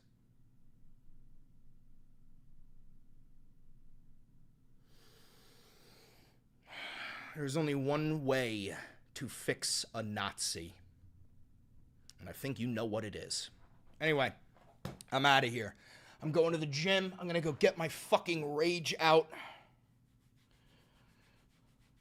Oh! Here's a quick palate cleanser.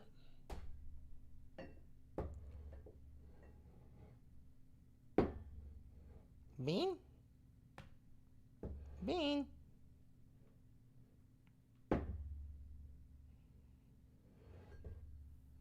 All right. Bye, guys. Have a good one.